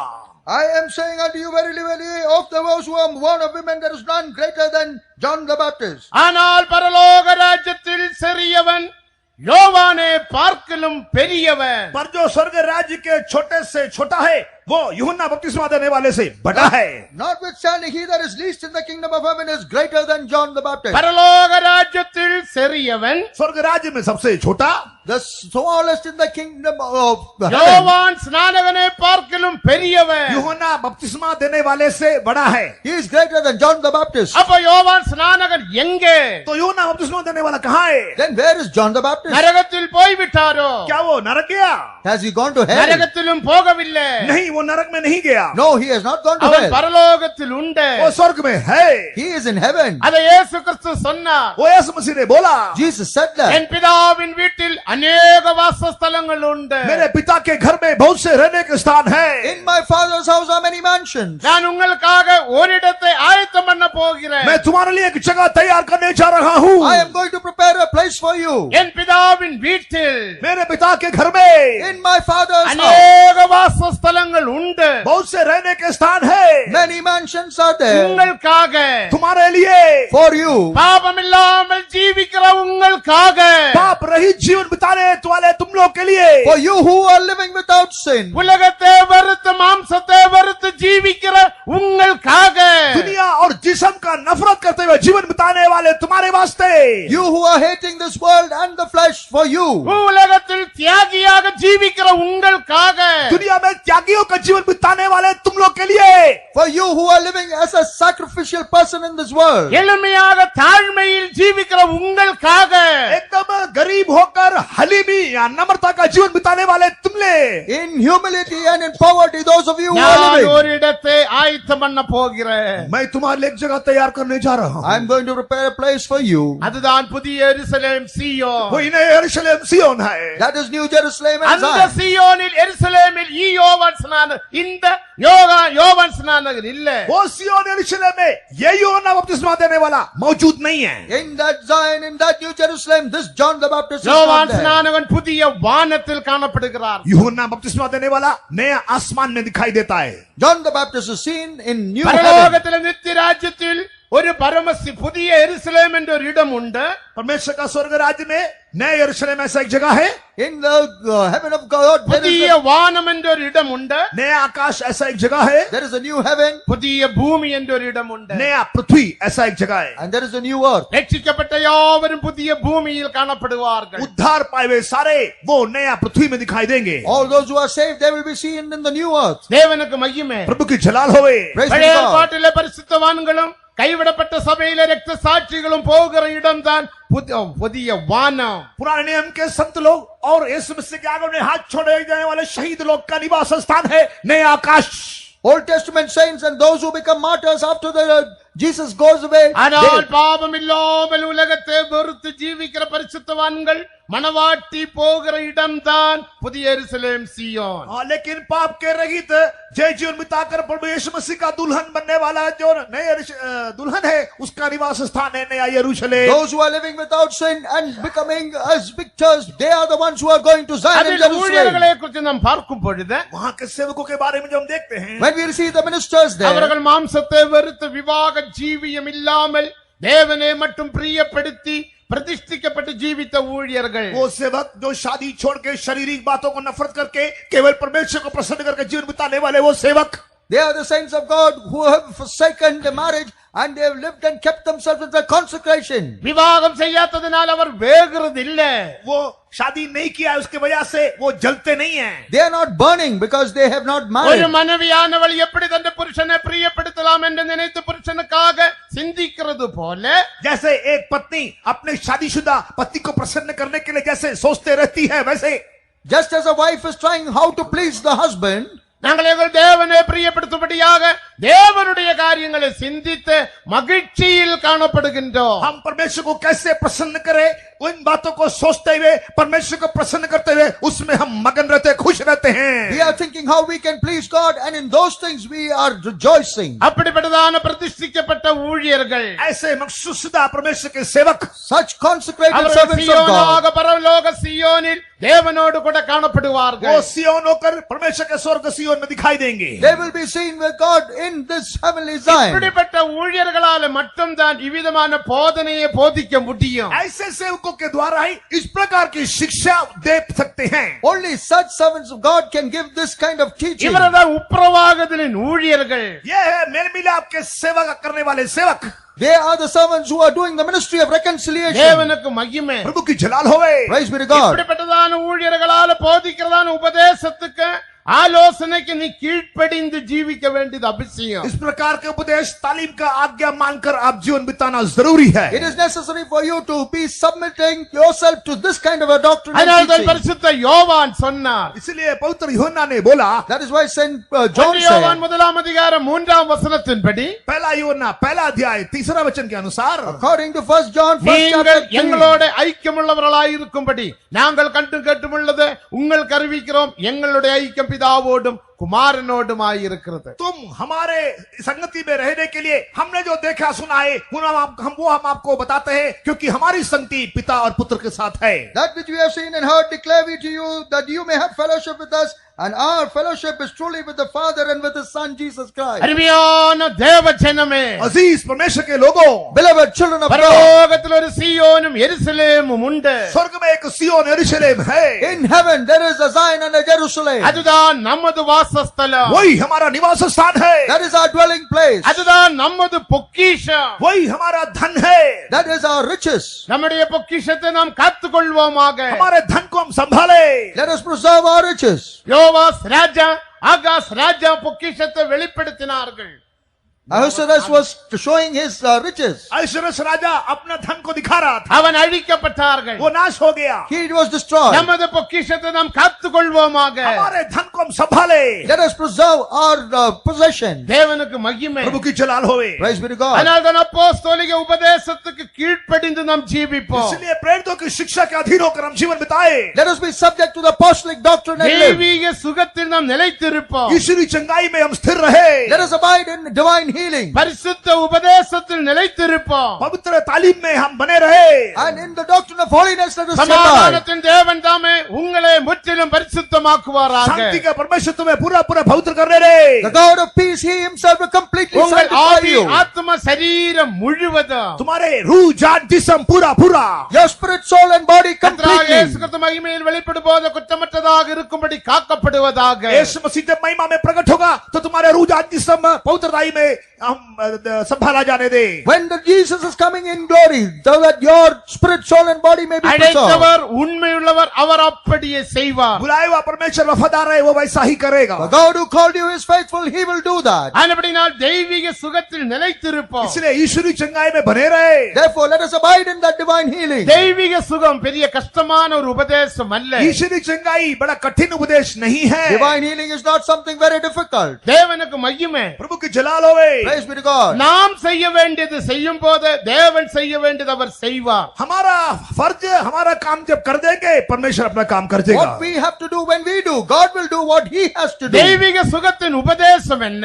ईश्वरी चंगाई का उपदेश क्या है? What is the doctrine of divine healing? யாக்கோபு 5ஆம் அதிகாரம் 16ஆம் வசனத்தை வாசிக்கும் பொழுது, याकूब 5वां अध्याय उसका 16 वचन जब पढ़ते हैं, James 5:16 when we read, நீங்கள் சொஸ்தமடையும் படிக்க तुम चंगा होने के लिए so that you can become healed. உங்கள் குற்றங்களை ஒருவருக்கொருவர் அறிக்கையிட்டு तुम्हारे गलतियों को आपस में कबूल करते हुए Confessing your faults one to another. ஒருவருக்காக ஒருவர் ஜெபம் பண்ணுங்கள். விசுவாசமுள்ள ஜெபம் பிணியாளியை ரட்சியும். आपस में एक दूसरे के लिए दुआ करे और विश्वास की दुआ बीमार को शिफा देगा. And pray one for another the effectual fervent prayer that will heal the அவன் sick. பாவம் செய்தவனானால் यदि वो गुनाह किया हो तो If he has done sin, அது அவனுக்கு மன்னிக்கப்படும். वो उसके लिए माफ किया जाएगा. it will be forgiven him. நீதிமான் செய்யும் ஜெபம் மிகவும் பிரயோஜனம் உள்ளது. धर्मी का श्रद्धा के साथ प्रार्थना अति प्रभावशाली है. The effectual fervent prayer of a righteous man நீங்கள் availeth much. சொஸ்தமடையும் படிக்க तुम चंगा होने के लिए So that you can become உங்கள் healed. குற்றங்களை ஒருவருக்கொருவர் அறிக்கையிடுங்கள். तुम्हारे पापों को एक दूसरे से कबूल करो. Confess your faults one to another. பாவத்தினால் வியாதி வருகிறது. पाप के वजह से बीमारी आती है. Because of sin, the sickness comes. கீழ்ப்படியாமையினால் வியாதி வருகிறது. आज्ञा न मानने की वजह से बीमारी आती है. Because of disobedience, the sickness தேவ comes. பிரமாணத்தை மீறுகிறதினால் வியாதி வருகிறது. परमेश्वर की व्यवस्था को तोड़ने की वजह से बीमारी आती है. Because you transgress the commandment of God, sickness comes. எசாயா 33:24 வாசிக்கும் பொழுது यशायाह 33 उसके 24 में जब पढ़ते हैं, When we read in Isaiah 33rd chapter, the 24th verse, வியாதிப்பட்டிருக்கிறேன் என்று நகரவாசிகள் சொல்வதில்லை. बीमार हो गए ऐसे नगरवासी कभी बोलेंगे नहीं. the citizens there will not say that anybody is அவருடைய sick. பாவங்கள் அக்கிரமங்கள் மன்னிக்கப்பட்டிருக்கிறது. उनका पाप और अधर्म क्षमा किया गया. And their sickness and their sin is forgiven. வியாதிப்பட்டிருக்கிறேன் என்று நகரவாசிகள் சொல்வதில்லை. वहां के कोई निवासी नहीं बोलेगा कि वो बीमार है. None of the inhabitants there will say they are sick. அவருக்கு வியாதி இல்லை. उनके लिए बीमारी नहीं There है, is no sickness for them. காரணம் அவருடைய அக்கிரமங்கள் பாவங்கள் மன்னிக்கப்பட்டிருக்கிறது. क्योंकि उनका पाप और अधर्म माफ किया गया है. Because their sins and their iniquities உன்னுடைய have been பாவங்கள் forgiven. மன்னிக்கப்பட்டால் तेरे पाप यदि माफ किया जाने से If your sin has been உனக்குள் forgiven, வியாதி உனக்குள் பாவம் இராவிட்டால் तेरे अंदर पाप नहीं रहने से if there is no sin and sickness in உனக்கு you, வியாதி இல்லை. तेरे अंदर बीमारी नहीं है. no sickness will come to you. எங்கே விதையுண்டோ அங்கே வேருண்டு. जहाँ पर बीज है वहाँ पर जड़ है. Where there is a seed, there will be a root. எங்கே வேருண்டோ அங்க முளையும் உண்டு. और जहाँ पर एक जड़ है वहाँ पर एक अंकुर है. Where there is a root, there will be a shoot. வேர் என்பது பாவத்தை वो வெளிப்படுத்துகிறது. जड़ पाप को दिखाता है. That root is showing the sin. விதை என்பது அந்த பாவத்தினுடைய காரணம். वो बीज जो पाप का वजह है, कारण है. The seed is showing the cause for that sin. தேவனுக்கு மகிமை. प्रभु का नाम की जलाल होवे. Praise be to God. நீ பாவம் இராவிட்டால் तू पाप रहित रहने से If you do sin, உனக்கு வியாதி இல்ல. तेरे अंदर बीमारी नहीं है. and if you are without sin, no ஒருவேளை sickness. வியாதி வந்தால் बीमारी यदि आने से भी Even if sickness நீ comes, சோர்ந்து போகாதே. तू निराश मत हो. then do not be நீ discouraged. பின்வாங்கி போகாதே. पीछे न जा. Do not backslide. தேவ வசனத்தை ஆராய்ந்து பாருங்கள். प्रभु का वचन को जांच के पढ़े.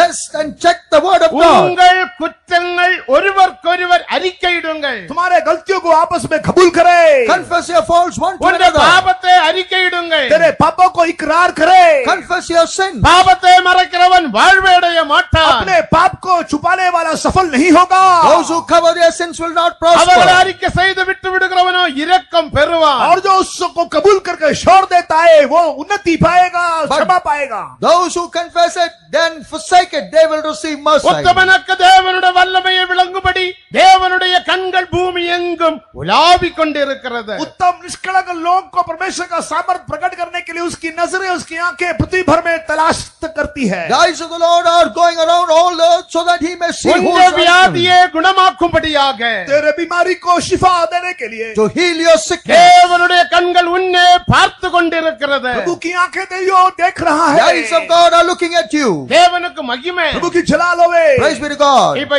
கப்பில நான் குடிச்ச டீ என்று வைத்துக் கொள்ளுங்க, காபி என்று வைத்துக் கொள்ளுங்க. मान लीजिए इस कप में टी या कॉफी में पी रहा हूँ And suppose there is some tea or coffee in this அடியில் cup. மட்டு இருக்கிறது. और उसके नीचे उसका तलचट है. Some dregs are நான் there இந்த at the பாத்திரம் bottom. கழுகவில்லை. ये बर्तन में धोया नहीं. I didn't wash நான் it. உங்களை பார்த்து मैं आपको देख के Seeing you, பிரதர் இந்த பால் கொஞ்சம் ஊத்துங்களேன். इसमें थोड़ा दूध डालिए, ऐसा मैं बोलूं तो if I say, please put some milk, sister பால் கொஞ்சம் ஊத்துங்களேன். सिस्टर थोड़ा इसमें दूध उंडे लें. sister, please put some milk in this. நீங்க ஊத்துவீங்களா? क्या इसमें दूध डालेंगे? Will you put milk in சொல்லுங்க this? சொல்லுங்க. आप बताइए, Will you please tell? ஊத்துவீங்களா? क्या आप दूध डालेंगे? Will you put milk in it? Please tell me. விளங்கவில்லையா? नहीं समझा क्या? Did you not understand? ஊத்துவீங்களா? क्या आप दूध डालेंगे उसमें? Will you put milk in this? ஊத்த மாட்டோம். नहीं, No. दूध नहीं डालेंगे. அவங்க நீங்க என்ன சொல்லுவீங்க? आप क्या बोलेंगे? What will you say? Pastor நீங்க நம்பர் 1 பைத்தியக்காரர். पास्टर जी आप नंबर 1 पागल है.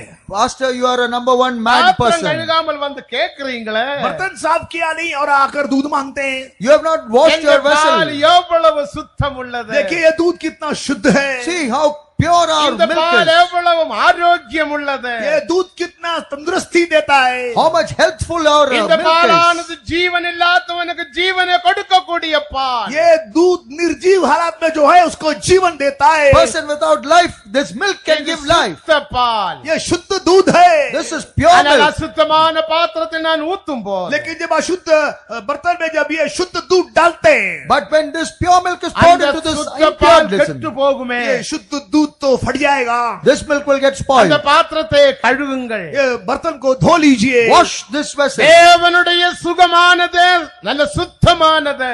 परमेश्वर का शिफा जो है, चंगाई जो है वो शुद्ध है. The healing of God is தெய்வீக pure. சுகம் ஆரோக்கியம் உள்ளது. ईश्वरी चंगाई सेहतमंद है. Divine healing is health. ஆனால் தான்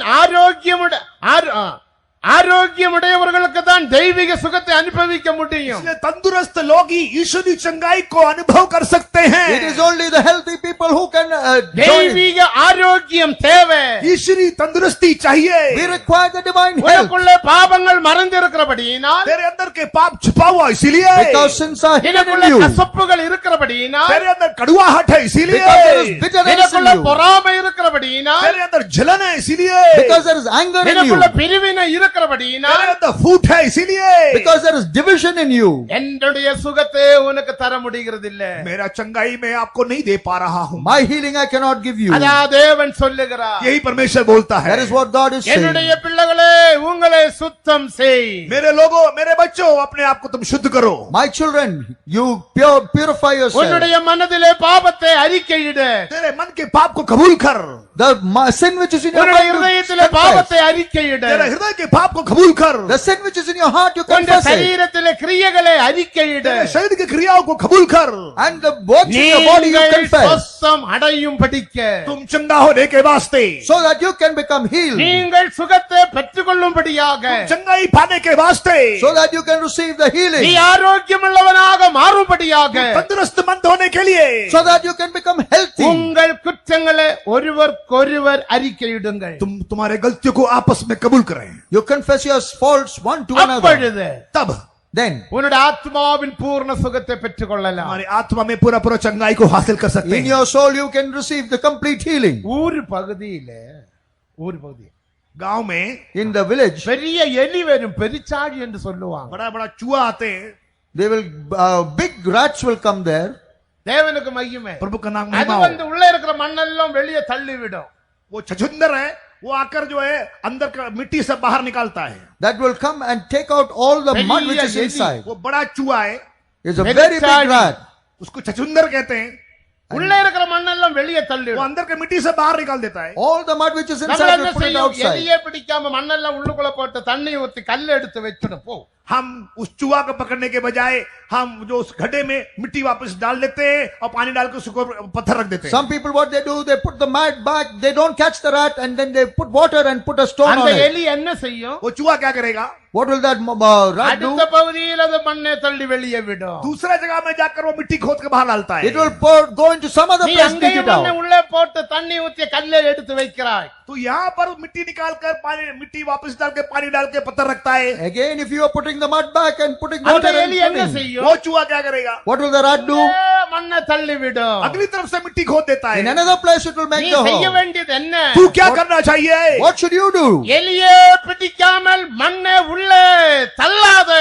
चूहा को पकड़े बगैर मिट्टी को अंदर मत डाल. Without catching the rat, do not put the mud முதலில் back. என்ன செய்ய வேண்டும்? पहले क्या करना चाहिए? First, what should you do? எலியே பிடிக்க வேண்டும். चूहा को पकड़ना You should चाहिए. catch the rat. அது விளங்கினவங்க மட்டும் கரகத்தில் அல்லேலியா சொல்லுங்க. जो इस बात को समझ गया केवल जोर से हालेलुया बोलिए. Those who understood this put say hallelujah. எலியே பிடிப்பீர்களா? क्या चूहा को पकड़ोगे? Will you catch the rat? எத்தனை பேர் எலியே பிடிக்க போறீங்க? कितने लोग चूहा को पकड़ेंगे? How many are you catching the rat? ஆஸ்பத்திரி போய் மருந்து சாப்பிட்டு இப்போதும் வியாதி தான். अस्पताल में जाते जाते दवाई लेते लेते लेकिन अभी भी बीमार है. And you go to the hospital and again you take medicine, still you அந்த are sick. எலி உள்ளுக்குள்ள இருக்கிறது. वो चूहा अभी भी अंदर है. That rat is still there அந்த inside. எலிக்கு என்ன சந்தோஷம்? वो चूहा को कितना खुशी है. That rat is so happy. அந்த எலி ஒருவேளை தமிழ் பாட்டு பாடு, என்ன எந்த ஆனந்தம், என்ன எந்த ஆனந்தம் சொல்லக்கூடாது, அப்படி பாட்டெல்லாம் பாடக்கூடும். वो चूहा जो है जैसे पास जी गा रहे हैं तमिल में, वो हमेशा गाता रहता है कि कितना खुशी है, कितना खुशी है। That rat might be singing this Tamil song அந்த and எலி Savas is singing. சொல்லுகிறது, वो चूहा बोलता है, What does that rat O say? இப்ப நீ சாவாய், अभी तू मर जाएगा, Now you will die. உடனே டாக்ஸி பிடி, अभी टैक्सी पकड़ ले, Now you catch a பறந்து taxi. பறந்து போ. उड़ उड़ के जा। Go flying. ஆண்டவர் என்ன சொல்லுகிறார்? प्रभु क्या बोलता What है? does God say? என் மகனே நீ பறக்காதே, ए मेरा बेटा तू उड़ना My नहीं, son, don't நீ fly. அங்கே முழங்கால் படியிட, तू भागना नहीं, तू वहां घुटना टेक। You come on உனக்கு your என்ன knees there. வேண்டும்? तू क्या करना है? What you should உனக்கு do? சொஸ்தம், உனக்கு சுகம் வேணும். तुझे चंगाई चाहिए, You need நீ healing. பறக்காதே, तू भाग मत, Don't run. டாக்ஸியை பிடிக்காதே, टैक्सी मत पकड़। Don't catch a taxi. உன்ற குற்றத்தை பெரிச்சாழியை பிடிப்பாயாக. तेरा गलती उस चूहा को तू पकड़ ले, Your fault, your sin with that அந்த rat catches. பெரிச்சாழியை கொண்டு उस போடுவாயாக. चूहा को तू आज मार डाल। Kill that rat. அப்புறம் எலி மண்ணு தள்ளுமா? तब क्या वो चूहा फिर मिट्टी बाहर निकालेगा? Then will that rat take the அப்புறம் mud எலி மண்ணு out? தள்ளுமா? क्या वो चूहा फिर ऐसे मिट्टी बाहर डालेगा? Will that rat bring the mud out? இந்த உபதேசத்தை ஏற்றுக்கொள்ளுங்க. इस उपदेश को आप मान लीजिए। Accept நீ this எலியே doctrine. பிடிக்காம எவ்வளவு மருந்து சாப்பிட்டாலும் உன்னுடைய பணம் வீணாக அல்லாமல் உனக்கு சுகம் வராது. तू चूहा को पकड़े बगैर कितना भी पैसा व्यर्थ करे, तेरा बीमारी चंगा नहीं होगा, उससे और बेहतर खराब हो जाएगा। Without catching the rat, however much you spend on medicines, you are நாம் எலியை healed. பிடிப்போமாக. इसलिए आइए चूहा को पकड़े। Let us catch the எத்தனை rat. பேர் பிடிக்க போகிறீர்கள்? कितने लोग चूहा को पकड़ेंगे? How many of you are going to catch the நான் rat? எலியை பிடிக்க போறேன்னு சொல்றவங்க கரங்களை எடுத்து அல்லேலூயா சொல்லுங்க. मैं चूहा पकड़ने जा रहा हूं ऐसे बोलने वाले हाथ उठा के हालेलुया बोले। Those who say, I will catch the rat, put your hand up. நாம் எல்லாரும் எழும்பி आइए हम நிற்போமாக. सब खड़ा हो जाए। Come, let us stand up. அந்த எலியை பிடிப்போமாக. हम वो चूहा को पकड़े। Let us catch the இயேசு rat. உன்னை குணமாக்க போகிறார். यीशु मसीह तुझे चंगाई देने जा रहा है। Jesus is going to heal அந்த you. எலியை பிடிப்பீராக. क्या वो चूहा को पकड़ेंगे? Will you catch that rat? உனக்குள்ள மறைந்திருக்கிற எலி, तेरे अंदर छिपा हुआ वो चूहा, That rat which is hidden in உனக்குள்ள you. காணப்படுகிற பரிசுத்தப்படாத சுபாவங்கள், तेरे अंदर जो नापाक स्वभाव पाया जाता है, Those natures in you which have not become உனக்குள்ள sanctified. மறைந்து காணப்படுகிற பாவங்கள், तेरे अंदर छिपा हुआ गुप्त पाप, Those sins which are hidden in you. ரகசிய பாவங்கள், गुप्त पाप, Secret sins. அதெல்லாம் இப்போதே அறிக்கை பண்ணுங்க. अभी कबूल कीजिए।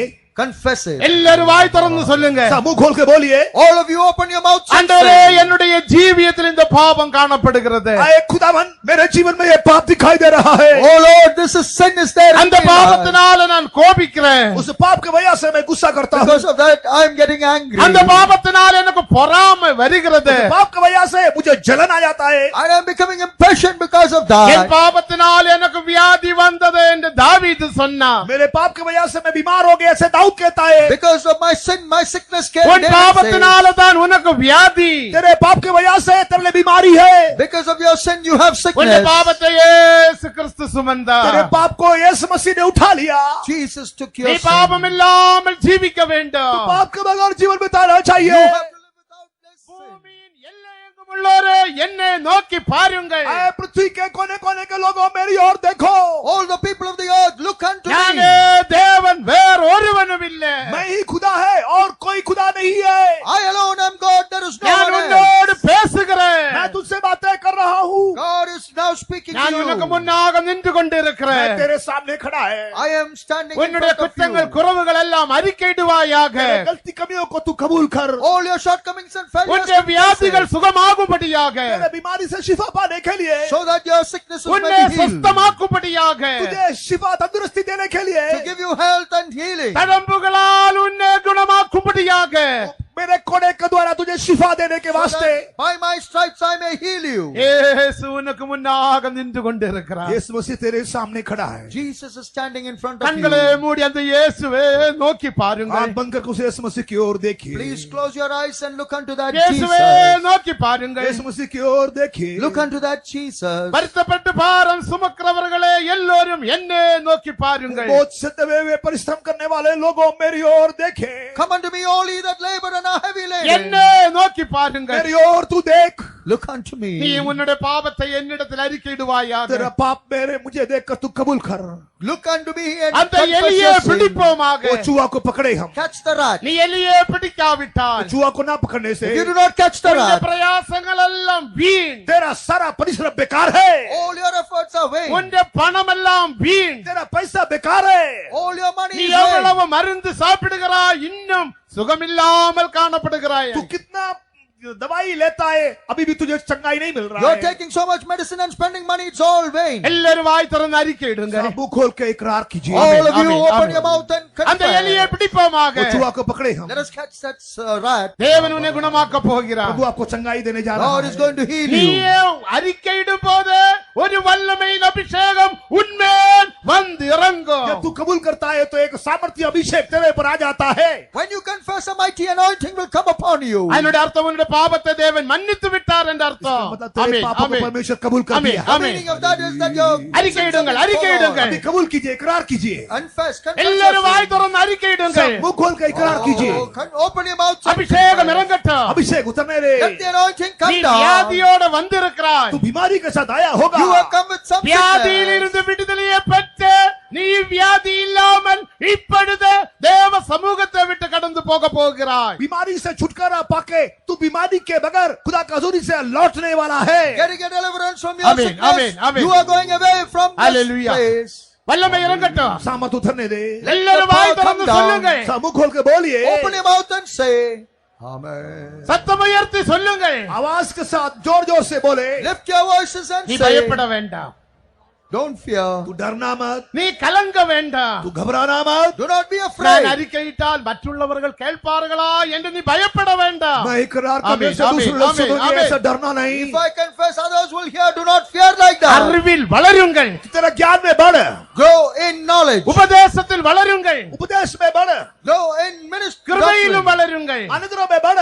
In grace you இயேசு grow. உன்னை குணமாக்க போகிறார். यीशु मसीह तुझे शिफा देने जा रहा Jesus is है. going to heal இயேசு you. உன்னை குணமாக்க போகிறார். यीशु मसीह तुझे चंगा करने जा रहा Jesus है. is going to heal you. அபிஷேகம் இறங்கட்டும். अभिषेक उतरने रे. Let the anointing அபிஷேகம் come உன்மேல் down. இறங்கட்டும். अभिषेक Let the तेरे पर आने anointing रे. come down. தேவ ஜனமே ஆவியில் நிரம்பி தேவனை துதியுங்கள். आए खुदा के लोगों को आत्मा में भर के प्रभु को में मगन हो जाए. Oh, people of God, fill in the Spirit of God and rejoice in His ஆண்டவரே presence. எனக்கு மன்னியும் என்று நீ சொல்லும் போது हे प्रभु मुझे माफ कर, ऐसा जब आप बोलेंगे When you say, Lord, forgive me, அவர் உனக்கு மன்னிப்பார். वो तुझे क्षमा करेगा. He will our forgive you. மன்னிக்க நீதியுள்ள தேவனாக உண்மையுள்ள தேவனாக वो காணப்படுகிறார். क्षमा करने के लिए आमीन, धर्मी आमीन. परमेश्वर को दिखाई दे रहा है. He is a righteous and faithful God to forgive you. நான் உனக்கு மன்னிக்கும் தேவன் என்று அவர் वो சொல்லுகிறார். कहता है कि मैं तुझे क्षमा करने वाला परमेश्वर है. He says, I am the God who forgives you. மன்னிக்கும் தேவனிடத்தில் உன் பாவத்தை அறிக்கையிடுவாயாக. माफ करने वाले परमेश्वर से तेरे पापों को तू आमीन, इकरार To the आमीन. God who Hallelujah, forgives, hallelujah. confess.